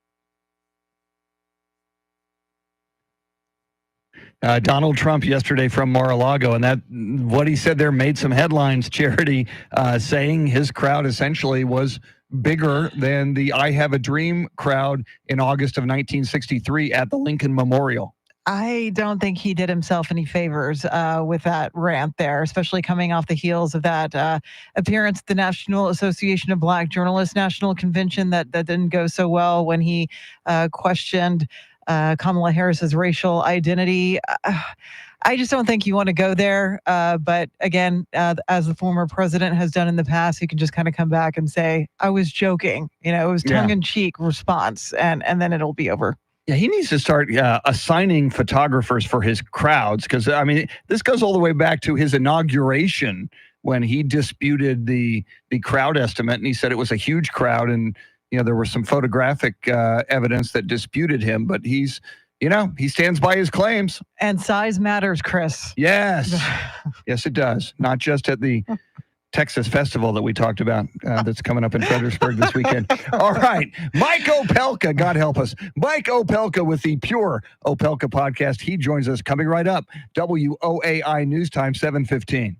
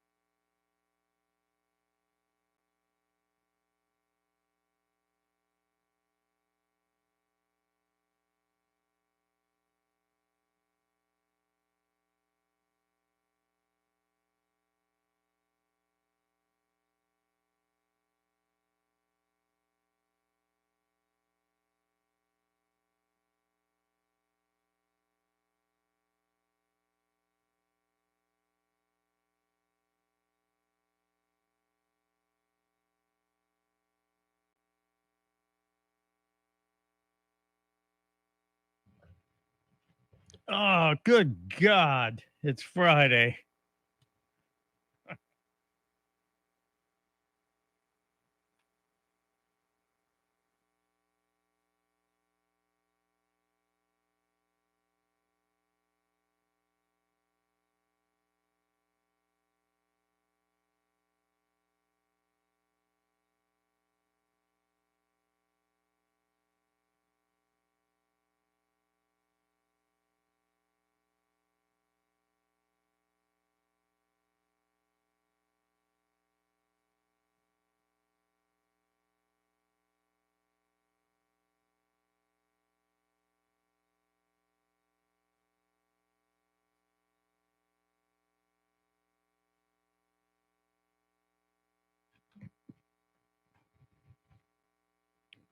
Just ahead of headlines, traffic, and weather, then Mike Opelka from the Pure Opelka podcast.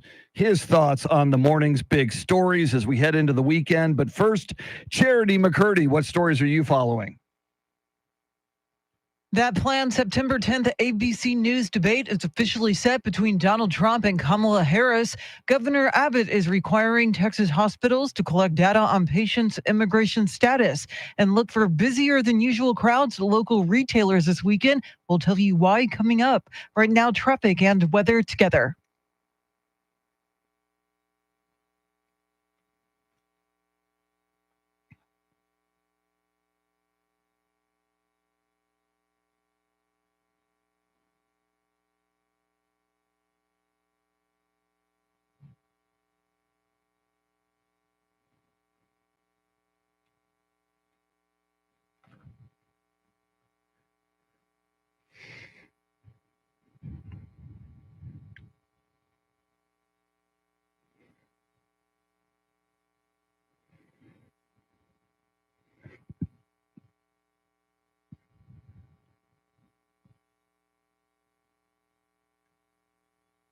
Weather Channel forecast: sunny, some afternoon clouds, high today around 100, overnight lows in the upper 70s. Mostly sunny tomorrow, high near 100. Sunday, sunny with a 100-degree high forecast. Right now, 77 in Castroville, 76 in Lavernia, clear 80 at News Radio 1200 WOAI.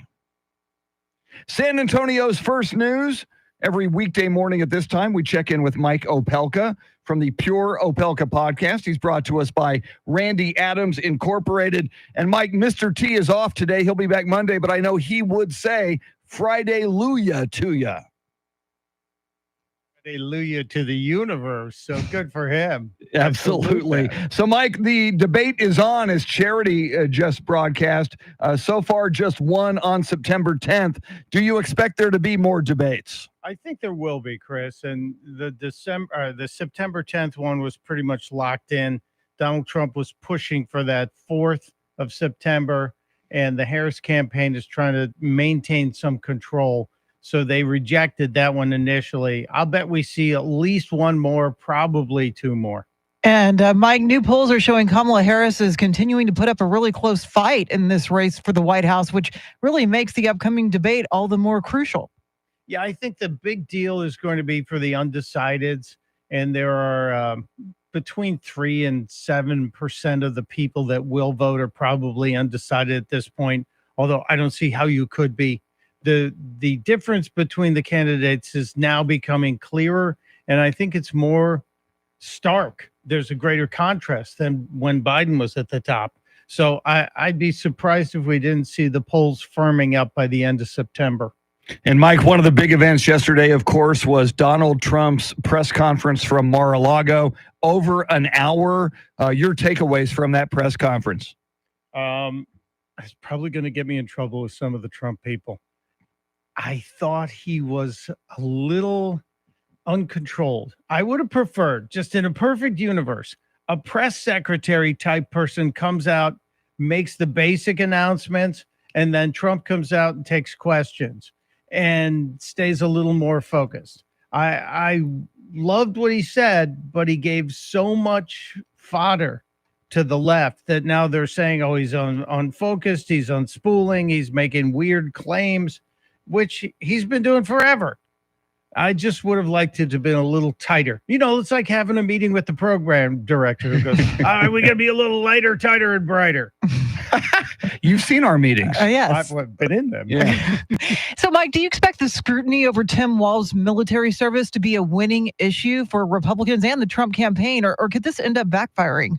I don't think it backfires in any way, shape, or form, Charity. There's no way you're allowed to fabricate your military background and not have it affect the millions and millions of men and women who serve the country. That is one of those issues you really should never be allowed to fudge. And now that they've been caught, and they've been caught changing the history in his bio, that's not going away. Arguably, as you know, Joe Rogan is seen by many as having the most successful podcast out there, just a little bit ahead of the Pure Opelka podcast, Mike, but not much. He says he's probably going to endorse Robert F. Kennedy Jr. Does that matter? Does he move the needle? Will this mean votes, and will they take away any votes from Trump or Harris? I think it takes away equally, and I think that makes him kind of a moot point here. Rogan, he does have a little edge on the Pure Opelka podcast, but I think our voters that listen to me are a little more locked in already. So he may change some minds. I think actually somebody like Tucker Carlson has a greater impact when it comes to moving that needle. And Mike, despite being told after Monday's market meltdown, everything's fine, nothing to see. Apparently, two major banks see the possibility of a U.S. recession this year. Yeah, these are concerning to me, Charity, and to anybody who's looked at the markets over the past week. The biggest one happens to be JP Morgan Chase and Jamie Dimon, who is looked at as a possible member of a Trump cabinet. He has said it looks like a 35% chance we have a recession this year. That would be a problem. And that's the loudest voice on this, and that's the one with the most credibility. You can get more Mike Opelka from his Pure Opelka podcast. Get it wherever you get your podcast. We recommend the free iHeartRadio app. Another episode will drop this morning. You don't want to miss it. Mike is brought to us by Randy Adams Incorporated, and continue to stay tuned for more news on OpelkaCon coming to San Antonio in late October. Coming up at 7:40, national correspondent Rory O'Neill with the latest on the Paris Olympics, including a big gold medal basketball game between Team USA and Victor Wembanyama's France team tomorrow at 2:30. WOAI News Time 7:26.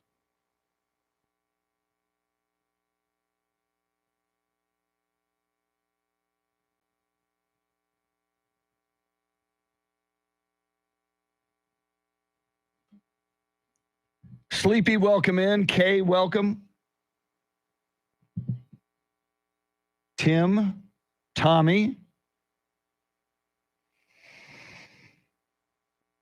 Travis, welcome.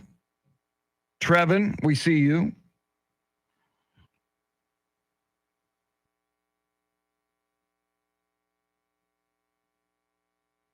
Coming up, we'll let you hear Charity's news so you can be fully informed.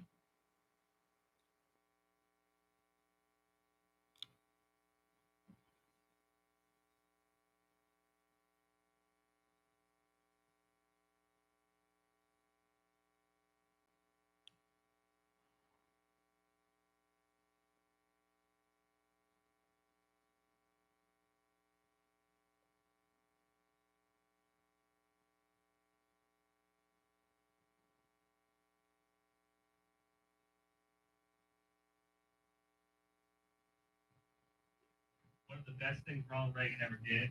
Yeah. Break up the USSR. Because imagine if Luka and Jokic. That's right. Team, bro. I didn't think about that. Yugoslavia, bro. They would have. Think about that. They'd have been tough. Yeah, you add all those Slavic people together. Wow. Honestly, like that, you put Luka on that Serbian team. Yeah, and they darn near just beat us anyway without Luka. But my God, yeah. Oh, that would be Luka and Jokic on that team. Thank you, Ronald Reagan. Andrew just said one of the greatest things Ronald Reagan ever did, if you didn't hear the audio as well, was break up the Soviet Union, because if Luka was on that team, Serbia, yesterday, and that was Russia, That would have been tough.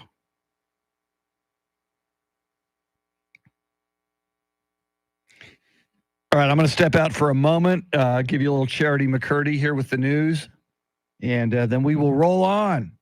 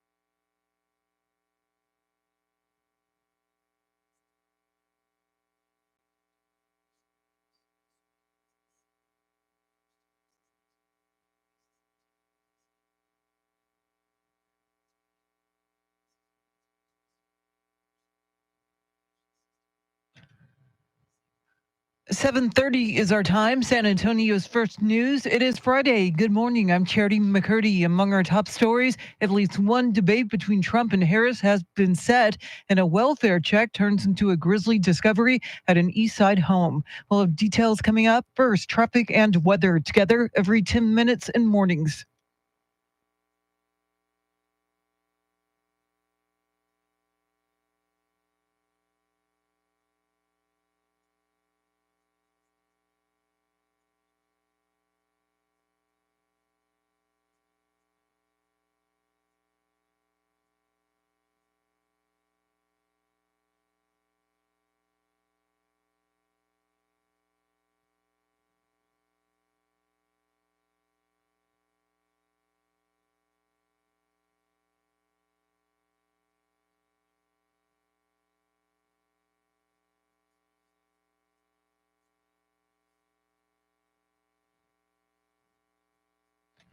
Your Weather Channel forecast for this Friday: heat advisory, sunshine, a high near 100. Tonight's low in the upper 70s. Right now, 79 degrees.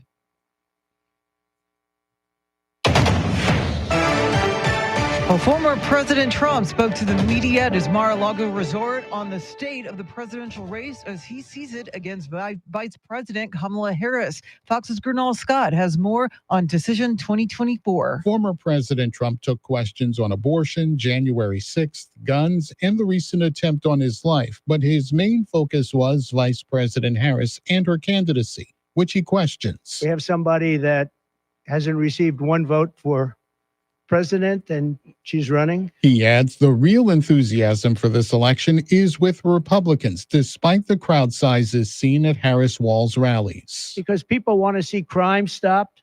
They want to see a country that's respected. The former president also proposed a revised debate schedule with 3 dates on 3 networks. The vice president has only committed to a debate already scheduled. Gernal Scott, Fox News. Meanwhile, Democrat VP nominee Minnesota Governor Tim Walz's military record continues to face scrutiny from Republicans. Before boarding Air Force Two in Michigan, Vice President Harris defended her running mate. I praise anyone who has presented themselves to serve our country, and I think that we all should. Walz served 24 years in the Army National Guard before retiring in 2005 as he ramped up for a congressional bid. Republicans argue that the Minnesota governor was trying to avoid being sent to a combat zone in Iraq. Harris and Walz are carrying out a blitz of swing states this week and are set to speak in Arizona today. Well, Robert F. Kennedy Jr. will be on the ballot in Texas this fall. Stephen Pickering has more. Kennedy originally ran for the Democratic Party's presidential nomination, but announced last fall that he would be running as an independent. Texas law requires independent candidates for president to submit a petition signed by more than 113,000 Texans who are registered voters but did not vote in either the Republican or Democratic Party primaries in March. Texas Secretary of State Jane Nelson says RFK Jr.'s campaign met that threshold, and his application for a spot on the November 5th ballot has been accepted.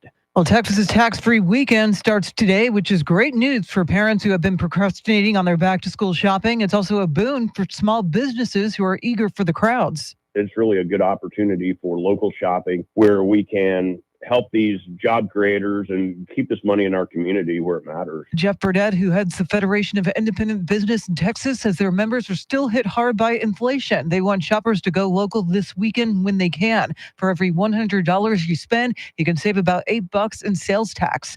Well, a dead man's body was found in a chained up refrigerator in an East Bexar County home, and now his son is in custody.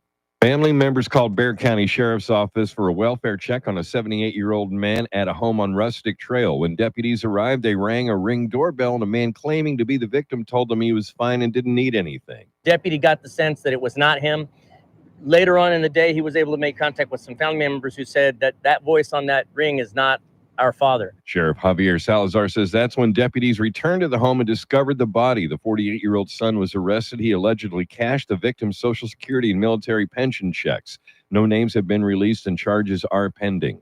Eric Lycum, News Radio 1200 WOAI. Governor Abbott is requiring public hospitals in Texas to collect information about the immigration status of their patients. The data will enable the hospitals to keep track of the cost of caring for illegal immigrants. Abbott signed the executive order mandating the Texas Health and Human Services Commission to collect the info. The state will use it to figure out how much to bill the federal government.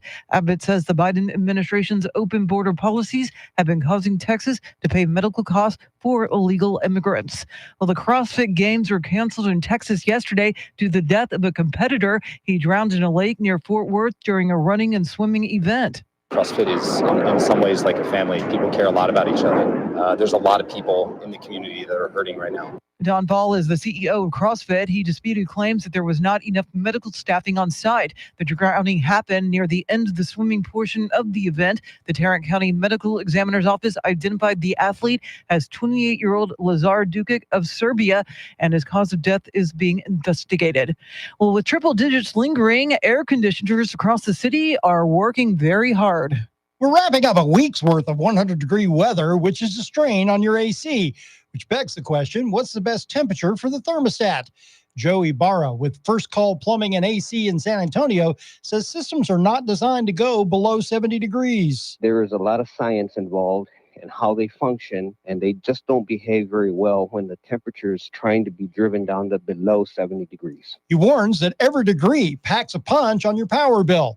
The Department of Energy advises a 78-degree setting. I'm Rex Oates, News Radio 1200 WOAI. It is 7:37. Traffic and weather together in a minute, but first, a check of your money and the world of business. Ed Corey is live at the Bloomberg News Desk.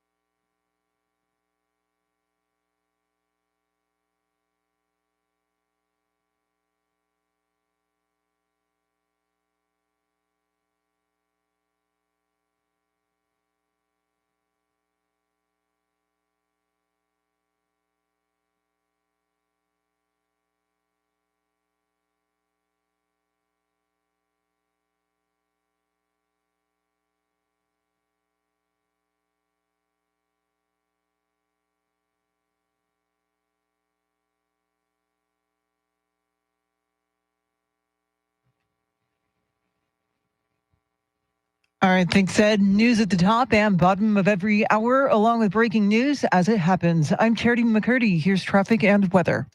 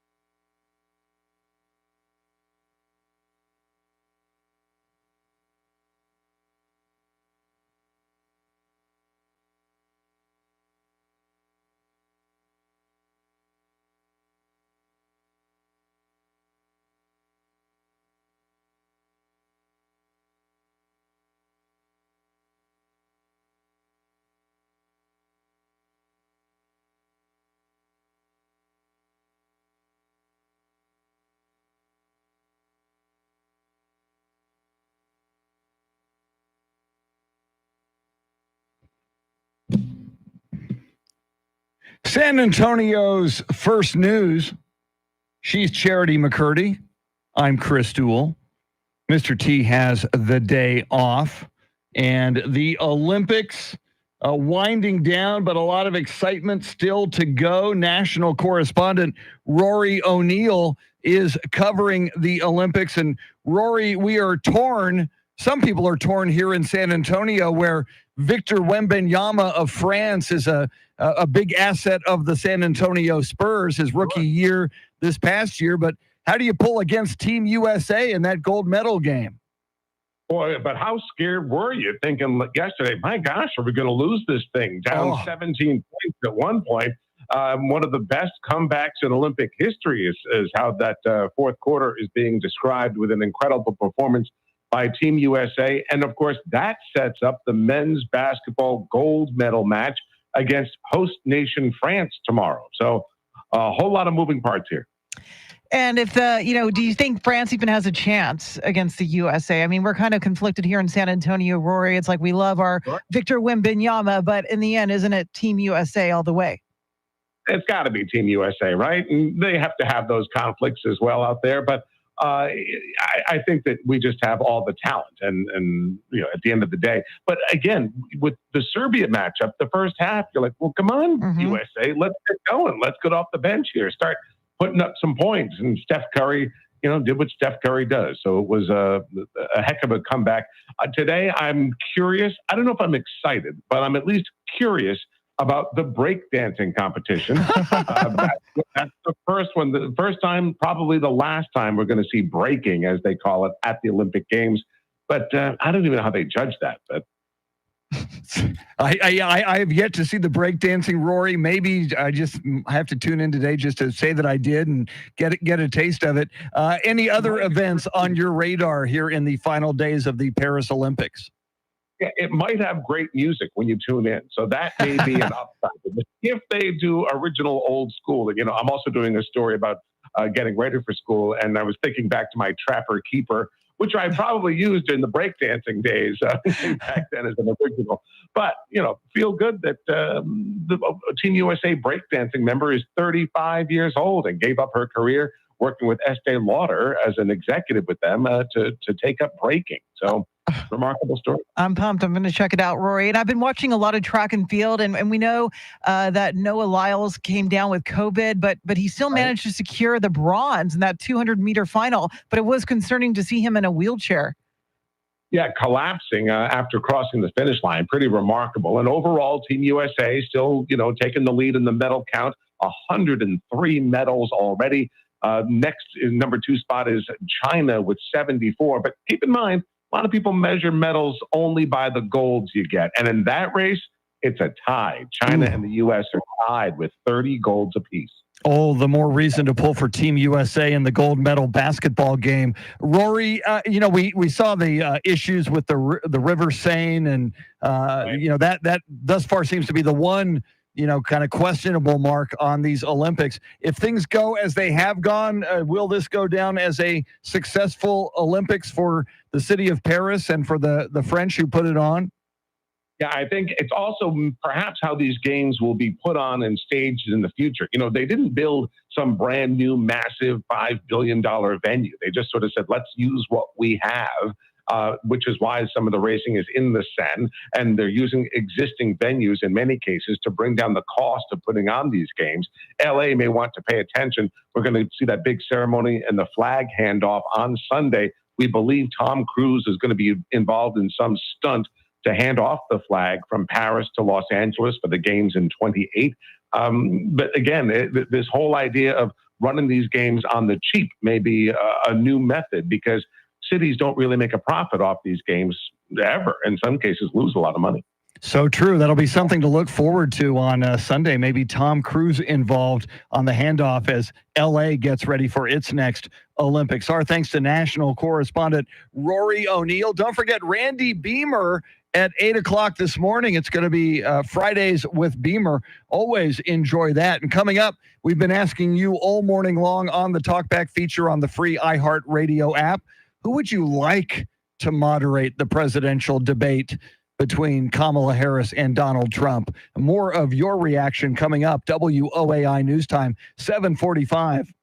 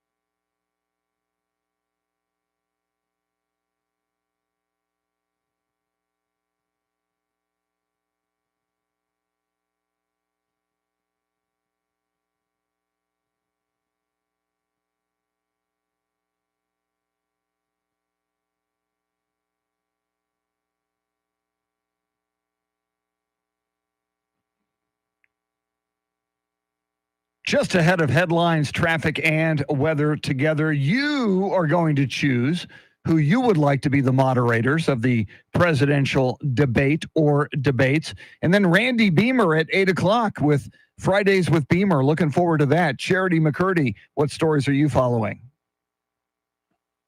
Former President Trump has proposed 3 debates with VP Kamala Harris, but only one is set so far.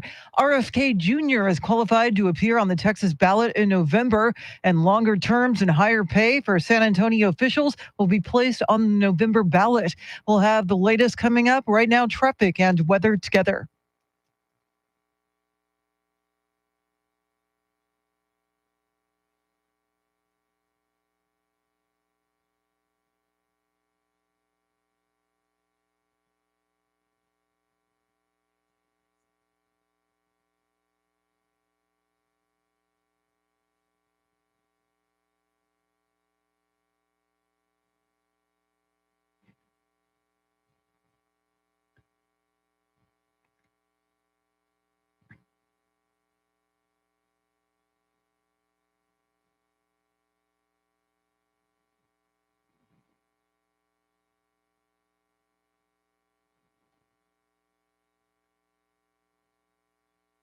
Weather Channel forecast: sunny, some afternoon clouds, high right around 100, overnight lows in the upper 70s. Tomorrow, mostly sunny with the high right around 100. Same for Sunday, sunny with a high of 100. Right now, 76 in Cibolo, 69 in Marfa. It is 79 and clear at News Radio 1200 WOAI.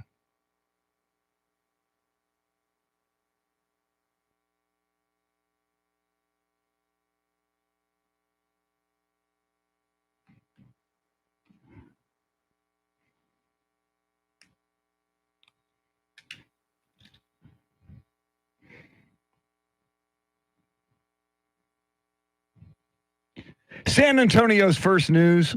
We're playing back to school songs all morning long on our playlist as curated by Andrew Zimmel, who has just entered his 27th year. And I think Grease with Olivia Newton-John and John Travolta, probably older than 27 years, Charity McCurdy, but it still holds up to me. I still love when I'm channel surfing and it's on, I am in, I'm watching. Whenever I hear a song from Grease on the radio, I'm in. I love it. It's the ultimate classic. I love singing along too. You'll even catch me doing some of the moves. Ooh, when very no one's nice. looking. Yeah. We're going to have to maybe put some of those on Instagram or at least TikTok. Isn't that more for dancing? I don't TikTok? have a TikTok account, so Okay, well, yeah. we're gonna work on that. You did once, I know that. You did away with your TikTok account. It was the station's TikTok It was account. the stations. Yes, Okay, yeah. so I know they were mandating TikTok videos. I just can't dance that well. So, all right, we have been asking. The debate is on. Charity's been reporting on it all morning long. September 10th on ABC television, the one currently scheduled debate that both candidates have agreed to. Donald Trump would like at least 2 more debates. We shall see. And Charity, I got to admit, I don't want to dog any fellow broadcasters, but ABC's moderators are John Muir and Lindsay Davis, and I'm just not feeling any sizzle there from those 2 moderators. Same here. I think we can do a lot better. Yeah. So why don't we enlist the people on our talkback feature on the free iHeart Radio app? Here's Juan.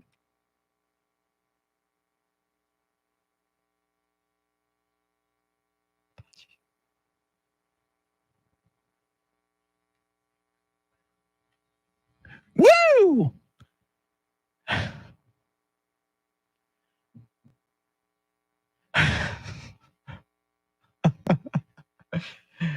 See, I like Juan. I like it, Charity. Give me some entertainment value. I know it's very serious, and serious substantive issues will be covered, but also at the same time, please entertain me. Yeah, while we're at it, maybe the Dwayne, the Rock Johnson, he's kind of dipped his toe in politics, Yes. Matthew McConaughey. Ooh, all right. Yes. Hulk Hogan was at the RNC. He was. So, yeah, the Hulkster and Ric Flair could be involved. Juan, we like it. Hopefully somebody's listening. at wasn't the League of Women Voters? Are they still a thing? They used to put these debates on back in the day. The League of Women Voters. Yeah, they're still around. Okay. Yeah. All right, I don't know what hand they had in this. But probably not. One of our favorites is checking in. It is Tab Master. Let's listen to Tab Master.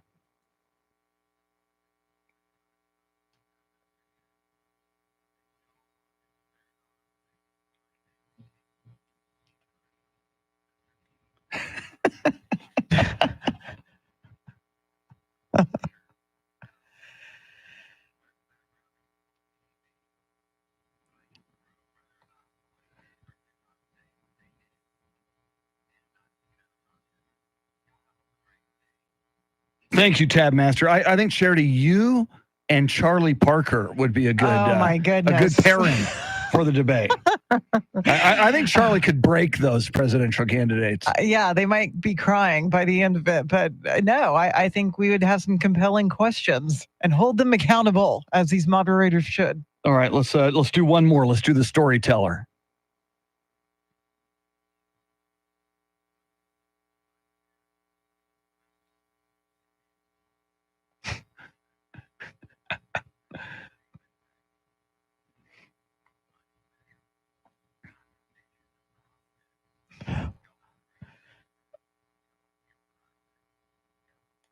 We will do that, storyteller. You got to love storyteller. And Nancy Pelosi and Joe Biden. That would be entertaining. I don't know how much Donald Trump would appreciate it, but, entertainment. That's what we're looking for. Exactly. I mean, Nancy Pelosi might be turning off Kamala Harris's mic prematurely. Apparently, she doesn't want her to do any interviews on the campaign trail. So that's so weird. That could spill over. And we just got a text from Mr. T. And by the way, we've been telling you this morning, Mr. T has the morning off. He'll be back on Monday.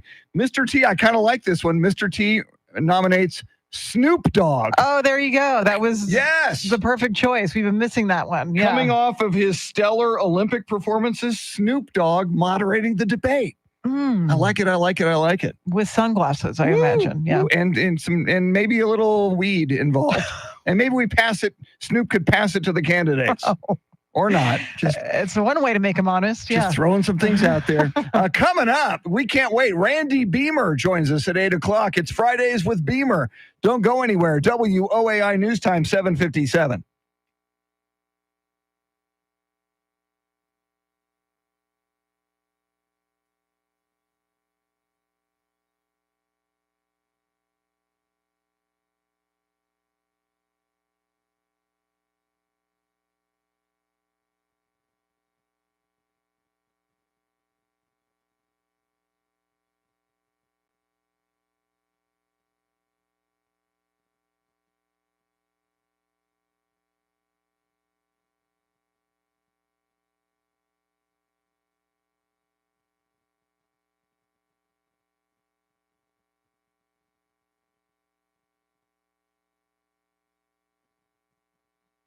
SWAT cats, welcome. And did we lose our feed? We might have.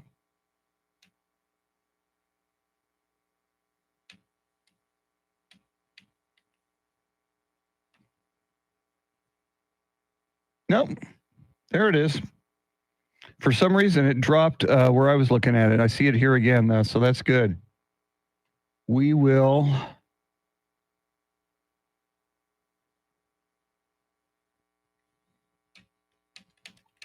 Okay. Good. I have to change something here.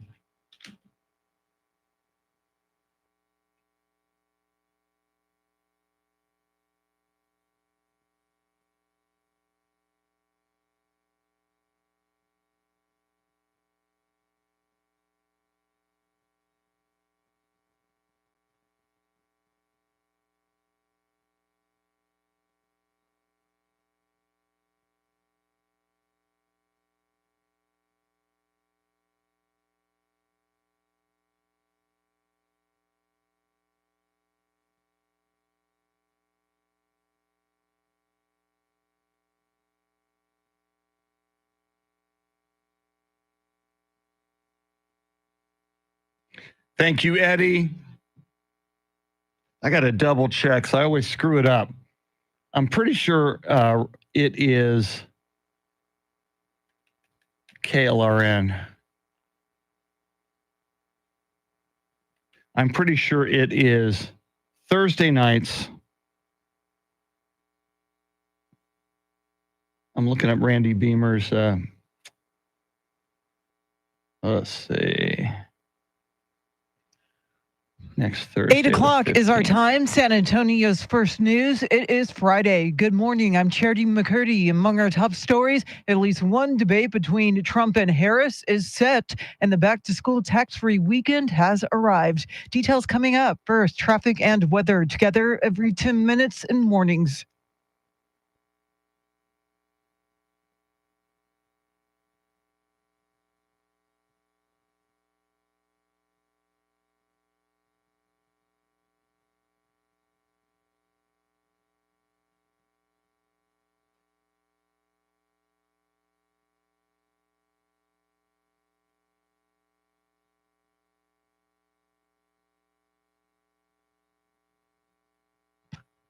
Your Weather Channel forecast for this Friday: heat advisory, sunny, a high near 100. Tonight's low in the upper 70s. Get a move on. It is 79 degrees.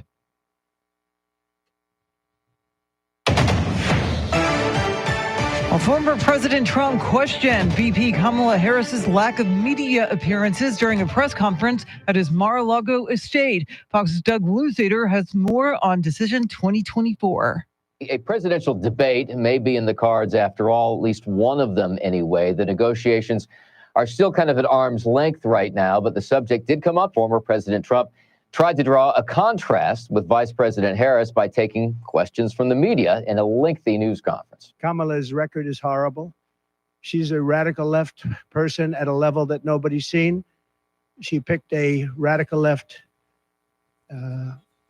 man that is, he's got things done that he has positions that are just not, it's not even possible to believe that they exist. As for debates, Trump is now talking about 3 possible dates. A conversation, but no commitment yet to any other debates. Harris is heading to Arizona today. Trump is going to Montana. And the Harris and Trump campaigns have agreed to the September 10th debate on ABC News. And Harris recently told reporters she's consulting with her team on plans for upcoming media appearances and interviews. Robert F. Kennedy Jr. will be on the Texas ballot in November as an independent candidate for the presidency. The Texas Secretary of State's office announced that RFK had submitted enough petition signatures to be placed on the ballot. While saying Texans should not have to foot the bill for illegal immigrants' health care, Governor Abbott issued an executive order to bill the Biden administration for the cost. Texas Governor Greg Abbott's executive order directs the state's Health and Human Services Commission to collect information from state public hospitals regarding the cost of medical care provided to undocumented migrants and to annually report these costs for federal reimbursement. Rice University political scientist Mark Jones says it's Abbott's way of campaigning for former President Donald Trump, who he has endorsed. Abbott's primary goal is to shift the spotlight back to the issue of illegal immigration, which is a winning issue for Republicans. Abbott adding that Texas will hold the Biden-Harris administration accountable for their border policies. In Austin, Chris Fox, News Radio 1200 WOAI. Starting this year, guns are no longer allowed on the grounds of the State Fair of Texas. Fair officials in Dallas announced the change, referring to a shooting at last year's event that wounded 3 people. The new ban applies to licensed carry, constitutional carry,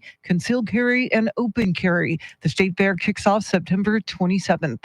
Texas's tax-free weekend starts today, which is great news for parents who have been procrastinating on their back-to-school shopping. It's also a boon for small businesses who are eager for the crowds. It's really a good opportunity for local shopping where we can help these job creators and keep this money in our community where it matters. Jeff Burdett, who heads the Federation of Independent Business in Texas, says their members are still hit hard by inflation. They want shoppers to go local this weekend when they can. For every $100 you spend, you can save about $8 in sales tax. Well, fans of pop sensation Taylor Swift gathered all over the streets of Vienna, Austria to sing and dance to her songs after a series of concerts by the singer scheduled in Vienna were canceled this weekend after authorities arrested 3 teens who were reportedly planning a terrorist attack around the venue. Baby, I'm just gonna shake, shake, shake, shake, shake. I shake it off, I shake it off. An 18-year-old Iraqi was arrested yesterday. No groups claimed responsibility for the plans, although the three teens were reportedly inspired by groups like ISIS and Al-Qaeda. A similar incident had taken place in 2017 at an Ariana Grande concert in Manchester, England. San Antonio City Council members want voters to give them more money and longer terms. Yesterday, the council unanimously voted for the November election, but not every council member was behind the pay raises. Some opposed the charter amendments that would double their terms to 4 years from 2 years, as well as increase pay for council members and the mayor's office. The pay for San Antonio's elected leadership has remained the same since 2015. If it passes, the mayor would get $73,000 a year, up from $61,000, and council members would get $58,000, up from $45,000. Eric Lycum, News Radio 1200 WOAI. An investigation is underway after Bexar County Sheriff's deputies found the body of a man badly decomposed inside a chain fridge in the garage of an East Bexar County home. The grim discovery was made during a welfare check. It's not clear if the man was murdered, but family members told BCSO they had not seen the victim for several months. Sheriff Javier Salazar says there's evidence the victim's son had been cashing checks in the victim's name. Investigators are working to determine if the son, who was taken into custody, is connected to his father's death. It is 8:06, news at the top and bottom of every hour, along with breaking news as it happens. I'm Charity McCurdy. Traffic and weather coming up.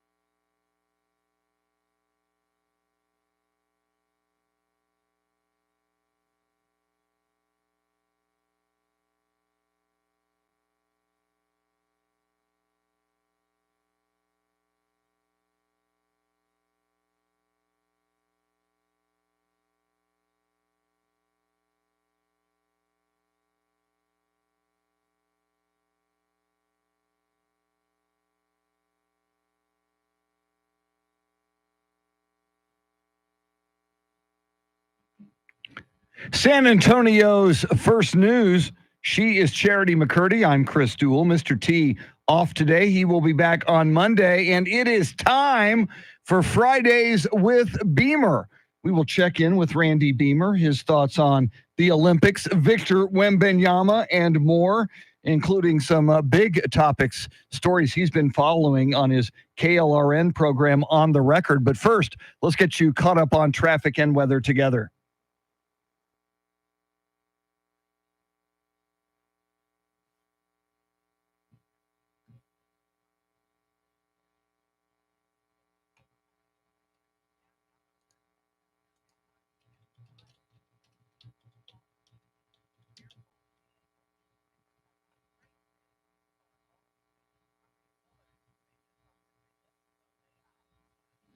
Weather Channel forecast. Sunny and hot today. High right around 100. Overnight lows will be in the upper 70s tomorrow. Mostly sunny with a high right around 100. Same thing for Sunday. Right now, it is 78 in Alamo Heights, 76 in Leon Valley, 79 at News Radio 1200 WOAI. San Antonio's first news. We love Fridays because we get an opportunity to check in with Randy Beamer. It is Fridays with Beamer. You know him as the host of On the Record, Thursdays at 7 p.m. on KLRN and always on demand at klrn.org. Randy Beamer, how are you this morning? Great. How are you doing? Looking forward to a tax-free weekend and one of the last weekends of the summer. Are you going to be out tax-free weekend shopping? Avoiding the crowds completely. I already did my back to school shopping like 2 weeks ago, so I was ahead of the game. Do you need any pencil cases or anything like that? Or you can be out? I'll donate them to local teachers. I'll take whatever you got, Beamer. Well, and Beamer, I'm having a lunch tomorrow with a niece from Houston. She's out of town, but I have told her we have to wrap the lunch by 2 p.m. because I have to be in place in front of a television set by 2:30 p.m. as Victor Wembanyama takes on America in the gold medal game. Be honest, Beamer, are you pulling for Wemby or are you pulling for Team USA? I think Team USA after that game yesterday where they nearly choked and died. And I don't know, do you think they choked or they just don't have what they used to have compared to all the huge guys in the international scene? I think they're up against some tough competition. I think that's what it comes down to. Yeah, I think the world is catching up. I mean, Jokic of Serbia, arguably maybe the best player in the NBA, depending on how you rate them. And I just think that they got caught kind of laying off the accelerator early on Serbia, and they nearly paid the price. And it's a whole different kind of game in Europe. I mean, when you have Jokic backing down on you, he can pretty much do whatever he wants. And there's a few more elbows and bigger guys on that team. So we'll see. But what do you think? Is Wemby, I mean, he's been playing the perimeter a lot from what I see. And, he's played some great defense. He's had a lot of hands in there, but his offense hasn't been as sharp as it needs to be. And he looks very thin compared to those guys from Europe. Like he would get batted around. What do you think his role is going to be in this game tomorrow? And are you rooting for him since you brought that up? I'm guessing you're rooting for Wemby against the U.S. It's so hard because I want Wemby to succeed. I want him to do well, but more importantly, I want him to stay healthy. But if it comes down to it, I'm Team USA all the way. Yeah, Randy, I can't bring myself to pulling against Team USA. Just like when Manu Ginobili in Argentina won the gold several years ago, once the clock goes to 0-0-0, if France won, I'd be happy for Wemby, but I got to pull for Team USA during that game. I think so too, especially when there are so many old guys on the old guard. I mean, It was Durant and LeBron and Curry that really kept that alive. Came back. I don't know if people didn't see it. They came down? They were back behind 17 points. I think the U.S. was 1 point in the first half, 12 or 13 points at the beginning of the fourth quarter. And then it was just LeBron and Curry and Durant and all those guys, proving why they got to be where they are and bringing it back. I thought it was going to be, I actually had watched some of it earlier and then turned away because I thought the U.S. was going to get blown out. Randy, what else have you been following closely at the Olympics? I know like track and field, I can't get enough of, and Noah Lyles and the whole COVID diagnosis was pretty scary. Yeah, that's weird. And then there was shade this morning. Noah Lyles, if people don't know, he had COVID before the 200, but he didn't mention that to anybody, even though he'd been around a lot of people. He was wearing a mask, and still hugging some people. I don't know if he'd be real happy with that. And then he also had he made a nightly run on Monday night to go get his girlfriend's gym bag from their massage therapist or something. So he was a good boyfriend. But I don't know about the COVID thing and whether that was a smart move. He did get the bronze Yeah. in that race. But then I think it was the guy from Botswana who won that race. He was asked just overnight, I guess, there about whether he wants to be the new face of, speed. Is he going to be the fastest man in the world? Is he going to be the face? And he said, no, I don't think I'm arrogant and loud enough. Or something. Ouch.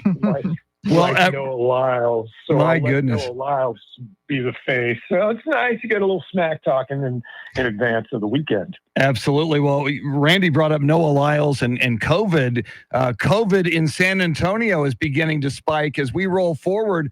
Randy's been tracking that story and others on his KLRN program On the Record. We'll dive into those with Randy Beamer coming right up.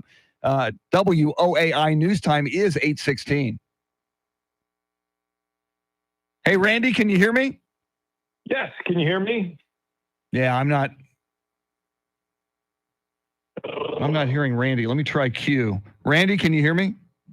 Yes. Can you hear me? Yeah, he's not. I don't think he can hear me, or I'm not hearing him. You're not hearing him. No, yeah. So do this, talk, and then turn the button off. Oh, like that. Okay. What about now, Randy? Can you hear me now? I can hear you. Can you hear me? Yeah, I'm not Tim, so I'm not nearly as technically savvy. But anyway, we're just kind of hanging throughout this. I'm going to just go down your list, what you texted us. Sure, so we'll dive into COVID next, and then the baseball stadium and City Hall, if that's cool. Sure. The poverty pimps and the battle over pay and all that stuff. Yeah, and if we're lucky, we'll get to everything. So a lot of great stuff there. I was just putting all that in like Opelka or whatever, just to whatever you want to talk about. Yeah, it's very, very cool for us.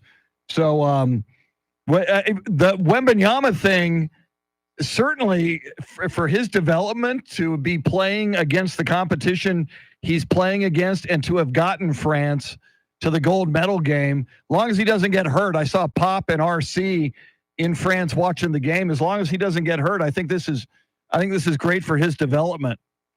Oh yeah, I think it's great. But what do you think of how he's played so far? His first game, I think he had like 19 points and 12 rebounds, and I thought he looked good early. He's had some off quarters when he's gone over, and then still in that last game, I think against Germany, when in crunch time he hit a big three. I remember Dwayne Wade said he's going to hit a big three, and he did. So he had. I wish he would play better, but I think he's playing okay. What about you? Yeah, I think, and they said his defense and that he's firing up the team and that they tell him we don't care how you shoot, but just be out there and have your fingerprints all over the game, like Doug Collins used to say. And I can see that, but man, it also shows just how thin he is, how he needs to, or I'm sure he will, beef up like David Robinson did as he got older. Yeah, that's very apparent. And every time he takes a spill, in fact, there was one spill where he kind of grabbed his knee for a moment, scared the heck out of me. Yeah, and he's also, when he's playing on the perimeter, his default seems to be to pass it instead of wanting to go in, either passing or shooting. But he doesn't look for the automatic drive in like you would think a big guy would do, or a LeBron or somebody. Yeah, well, what about LeBron, man? 39 years old, and when it counts, he just takes over. Oh, that one drive to the basket in between two guys and with the reverse layup, that was classic LeBron. Yeah, so many Spurs fans dog LeBron, but I like, especially the older he gets, I like him. I like that he's able to do what he's still doing. And I'm sure some fans are saying he's not getting away with whining to the refs like, in the U.S., like he tries to do anyway.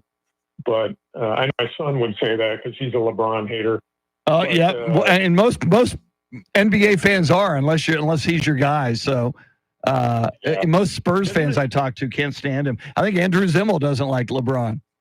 Oh no! Yeah, it's just wrong. I know Tim doesn't, Mr. T.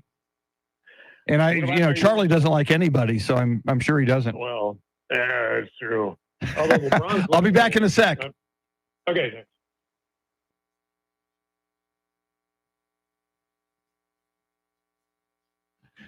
More with Randy Beamer coming right up. But first, Charity, what stories are you following? A Trump-Harris debate is happening on September 10th on ABC News. Governor Abbott has signed a new order requiring the immigration status of medical patients, and sales tax savings on school supplies is happening this weekend during the annual state tax-free weekend. We'll have details right now, traffic and weather together.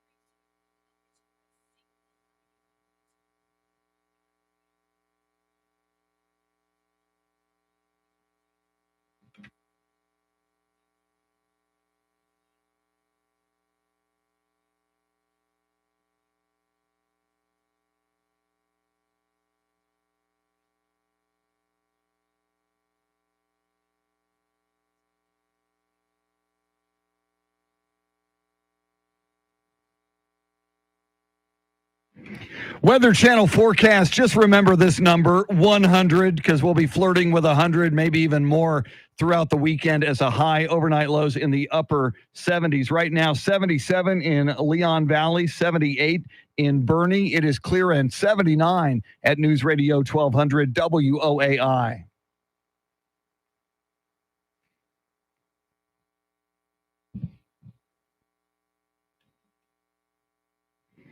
It's not out for summer much longer. It is back to school.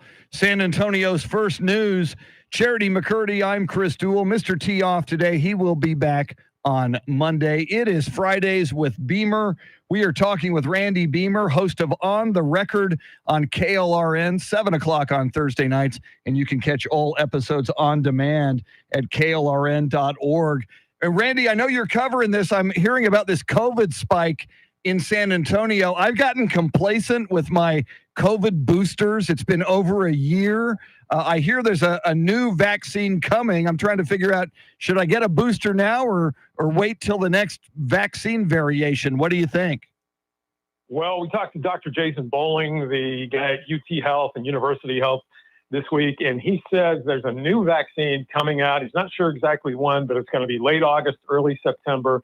Not in time for back to school, but your kids should get it. You can get it at the same time you get like a flu vaccine, shingles, whatever you get, you can get those at the same time. But yeah, we've had a spike in San Antonio and in Texas, worse than the rest of the country. And as Noah Lyles showed us at the Olympics, it can be bad, and especially bad for older people. And people are still dying of it every year. 75,000 last year, even though it's not in the news, partly because people don't want to hear about it. We've forgotten it, whatever. So, keep up with your shots. Yeah. And Randy, I've had COVID 3, I think maybe 4 times. And the first symptom was always a painful, excruciating headache. But with all these like ozone action days, recent rains, it's kind of hard to tell what you have these days. The symptoms kind of overlap with other diseases. It is, and the same thing like cough. You heard with Noah Lyles, he had trouble getting his breath. Well, he has asthma, so he's not sure, that kind of thing. My nephew had it. He's had it like 3 times. I had the vaccine last year. I haven't had any problems this year, but he just said it to remind you, kids are headed back to school, and people are going to be inside more. So this spike we've had is going to only get worse. So keep that in mind. And Randy, I know another story you're covering on the Record, a baseball stadium downtown. If we had Major League Baseball, Randy, I'd be all for it. I'm not a big fan of minor league baseball, but I'm beginning to believe a downtown baseball stadium is inevitable. What do you think? It sounds like it because the city and county, Peter Sakai, county judge, came out this week. They released a letter that he and the mayor are going to be allowing the missions to send to Major League Baseball, saying there's early plans in the works, and that it would not have to include funding through any general property tax. It would be, they're going to create some kind of quasi-governmental San Pedro Creek Historic Park District or something. I'm not sure of the name, but that would have a funding mechanism that would be on revenue increased revenue, tax revenue generated in that district. So it would be like the tax increment reinvestment zones, those kind of things downtown and on Broadway. So that would mean that we won't have to vote on it, that there will be private funding. The mayor says he's confident with all the people, high profile people involved. So that's a good thing. It's not the same thing as the one on the southwest side with the possible Spurs arena. That is going to take a lot more money and a lot more time. Okay. As far as the Mission Stadium, though, they're talking possibly opening it in 4 years? 2028, yes. They're hoping to do that. I'm not sure. That's at least in their early timeline. They had to get this letter in by now. They had to tell, I think there's something else by the beginning of the season next year. But it's not going to be a huge, huge baseball stadium. It's not going to be Alamo Dome sized, anything like that. So it's doable in that time frame. Also, it'll be part of a bigger development that the private developers, Weston Urban, are going to do around it. Everything from office building, more housing, bars, restaurants, that kind of stuff, office. So it's doable, and it will bring something with it, unlike the AT&T Center that is already planned for right around it. Okay, Randy, we're up against a break, but we got to ask about what's going on in Beamer Land. You had a family get together recently. We hear what's been going on. Well, I had the kids in town. We didn't get to do the big summer thing like we always do because the kids are getting older, and my kids. And this is what I was just have listeners out there think of this. We're having kids later now than we used to. So when I went to kids' things, it was always a ton of cousins and we were all young and getting together and then their cousins' kids and whatever. And it's just not the same now because we're having kids later. So ain't the same as when I was a kid, but we had a great time. I was just lamenting the fact, one of those things like it ain't Mayberry anymore where we're sending the kids out with cousins we don't know. But, anyway, it was a great time, and I hope people have a great summer out there.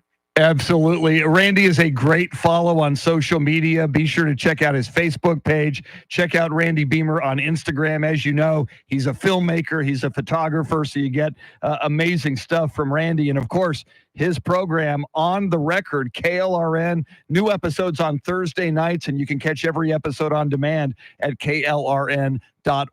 Joe Pags coming up with a preview of the Joe Pags Show, and we've got streaming recommendations for the weekend coming. WOAI News Time, 8:28.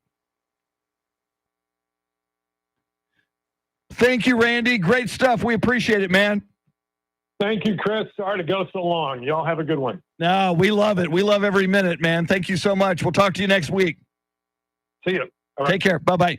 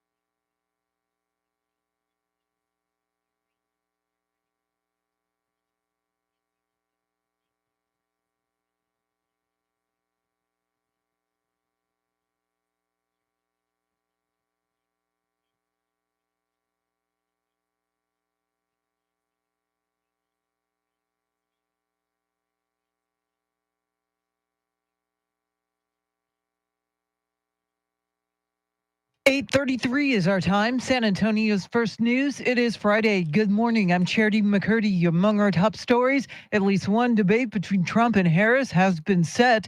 A welfare check turns into a grisly discovery. We'll have details right now. Traffic and weather together every 10 minutes in mornings.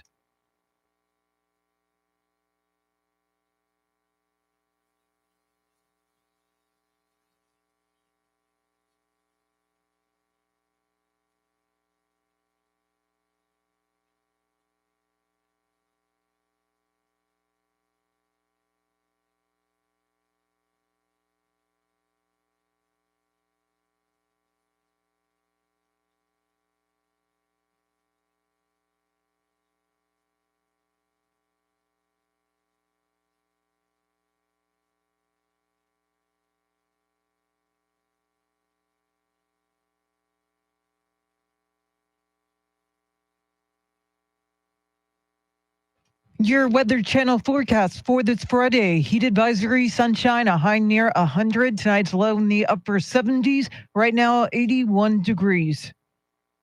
Mary Jane, welcome in. Trevin, Tim, Travis, Sleepy, Eddie. Former President Trump spoke to the Anybody media else is at in his here? Mar-a-Lago resort on the state of I the don't see your name. presidential I know race there's- as he sees it I see against 22 VP Kamala right Harris. now. Fox's Gernal Welcome in. Scott has more on Decision 2024. Former President Trump took questions on abortion, January 6th, guns, and the recent attempt on his life, but his main focus was Vice President Harris and her candidacy, which he questions. We have somebody that hasn't received one vote for president, and she's running. He adds the real enthusiasm for this election is with Republicans, despite the crowd sizes seen at Harris Walz rallies. Because people want to see crime stopped.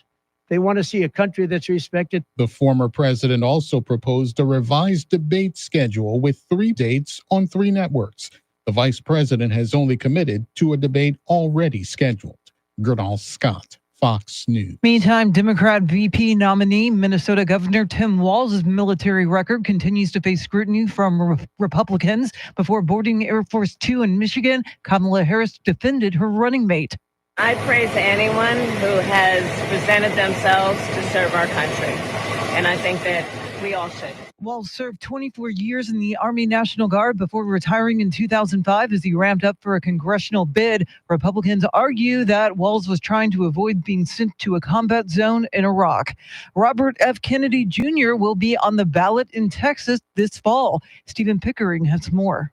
Kennedy originally ran for the Democratic Party's presidential nomination, but announced last fall that he would be running as an independent.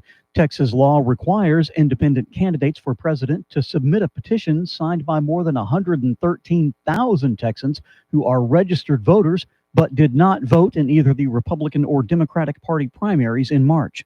Texas Secretary of State Jane Nelson says RFK Jr.'s campaign met that threshold, and his application for a spot on the November 5th ballot has been accepted.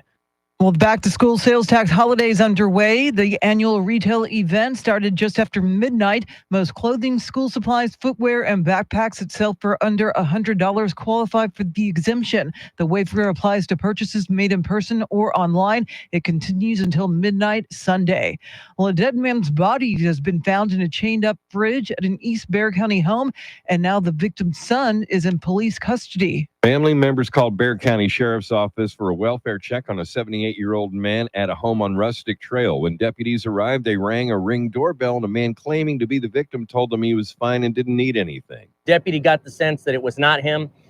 Later on in the day, he was able to make contact with some family members who said that that voice on that ring is not our father. Sheriff Javier Salazar says that's when deputies returned to the home and discovered the body. The 48-year-old son was arrested. He allegedly cashed the victim's Social Security and military pension checks. No names have been released and charges are pending. Eric Lycom, News Radio 1200 WOAI. It is 8:37.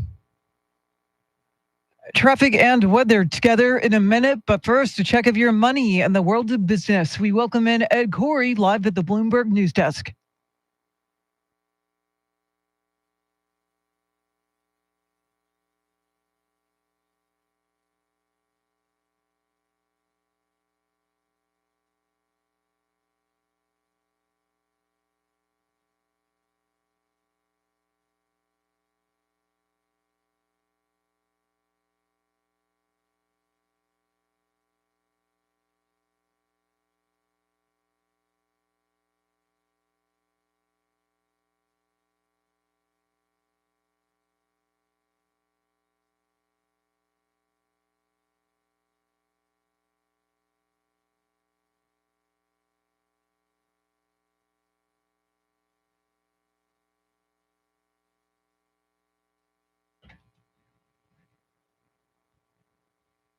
All right, things said. Enjoy your weekend. News at the top and bottom of every hour, along with breaking news as it happens. I'm Charity McCurdy. Here's traffic and weather.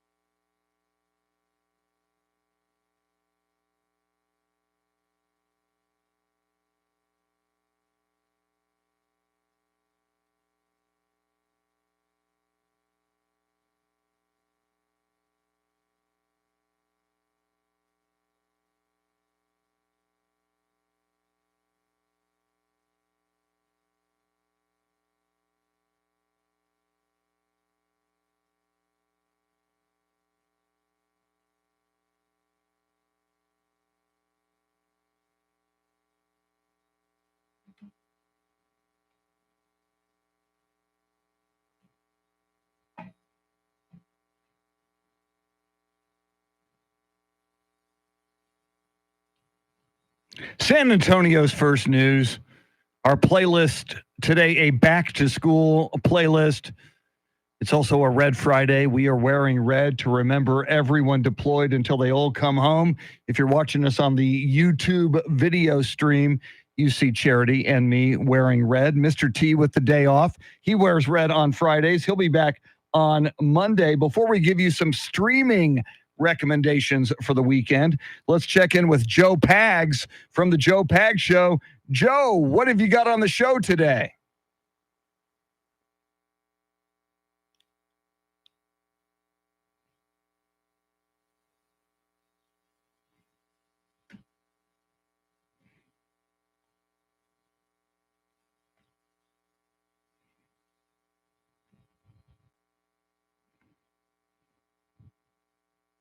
See you then. It's the Joe Pags Show every weekday, 5 p.m. to 8 p.m.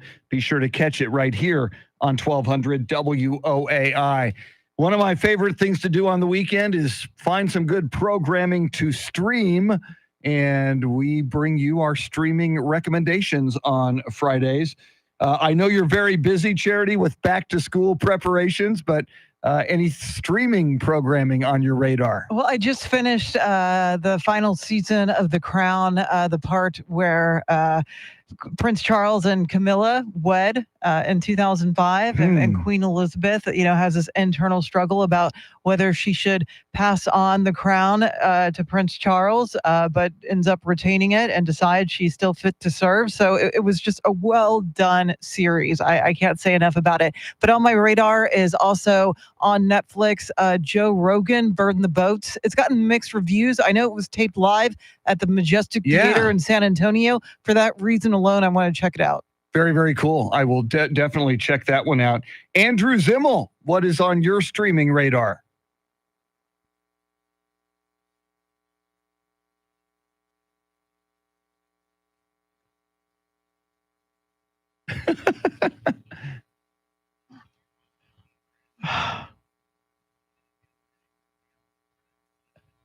Very cool. And the reason I sent it to him, Charity, Dwayne Thomas, who just passed away at the age of 77, a very controversial cowboy. His career ended badly, but in 1971, he was their go-to running back, and he kind of, along with Roger and Bob Lilly, led them to their first ever Super Bowl victory. It's kind of cool for Cowboys fans. I got to check it out. Very, very nice. All right, I'm going to give you two. One of them I absolutely love, and Charity, I think you would as well. Lady in the Lake on Apple TV Plus. It stars Natalie Portman and Moses Ingram. It takes place in the early 1960s. It is stylistic. It is atmospheric, got great characters, a great plot. It's a mystery. A lot of intrigue. We love that one. Lady in the Lake on Apple TV Plus. Then there's a Netflix documentary 4-part series called American Conspiracy: The Octopus Murders, which Charity, I loved 4 episodes until the final 5 minutes. Because the ending is not satisfying. You're hoping for a satisfying ending. It's worth looking at because it's very well made. But you get to the ending, and I'm like, well, wait, what? You're ending it there? Are you kidding me? So just be forewarned. The ending not so good, but 4 really, really good episodes, and it's true crime, and it's a lot of government intrigue and murder. So it's interesting. And you said Netflix as well? Netflix, Okay. American Conspiracy: The Octopus Murders. Okay. So very, very cool. Charity, who is preparing for back to school, has I think the ideal earworm for today. That's coming up, but we'll get you caught up on headlines, traffic, weather, and an earworm on the way. WOAI News Time is 8:44.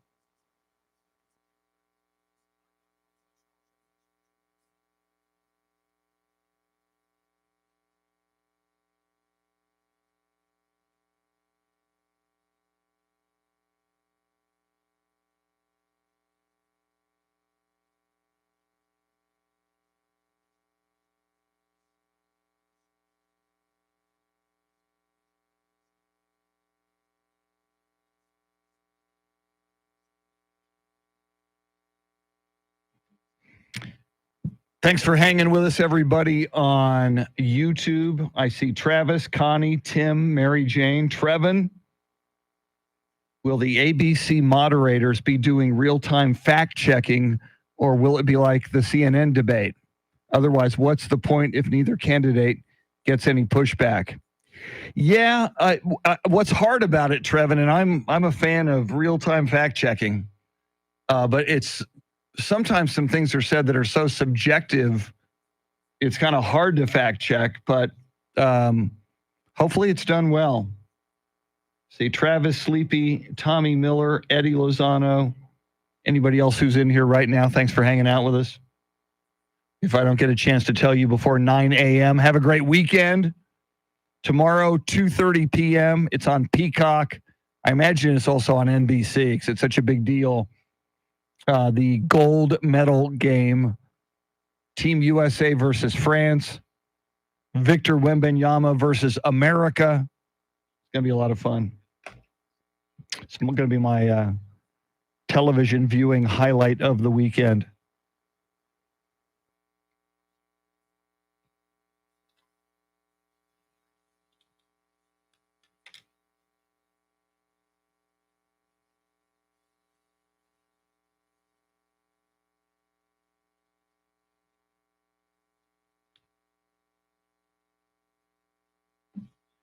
Okay, that's interesting.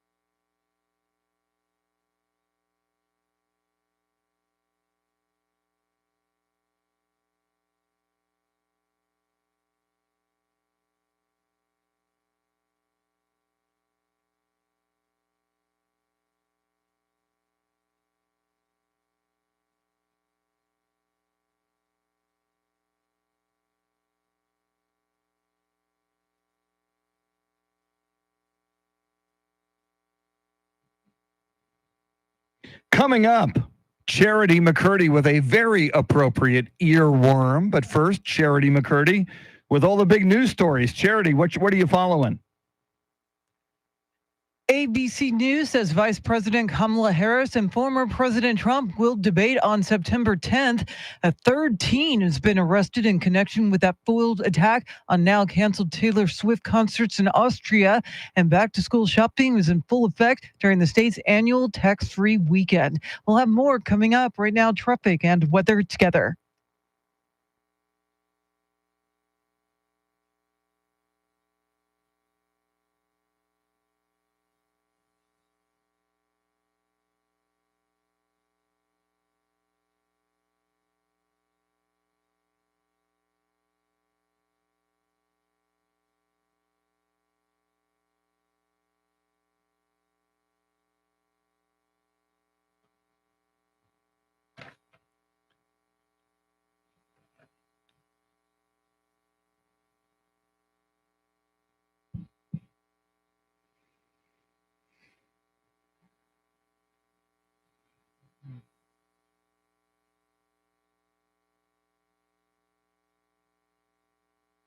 Weather Channel forecast. Sunny, highs all weekend long, right around 100. Overnight lows in the upper 70s. Right now, 80 at Fort Sam Houston, 80 at the Snake Farm, 81 at News Radio 1200 WOAI. Our thanks to EJ Pacheco and Andrew Zimmel doing the heavy lifting technically today. And Andrew with our video stream on YouTube. You can always find us at 1200 WOAI. Charity is going to be busy all weekend and very busy on Monday morning with back to school. So Charity, it's only right that you do the honors on the earworm. Yeah, we went old school for the earworm. Released in 1963. Here it is. Be True to Your School by the Beach Boys. Have a great weekend. Take care.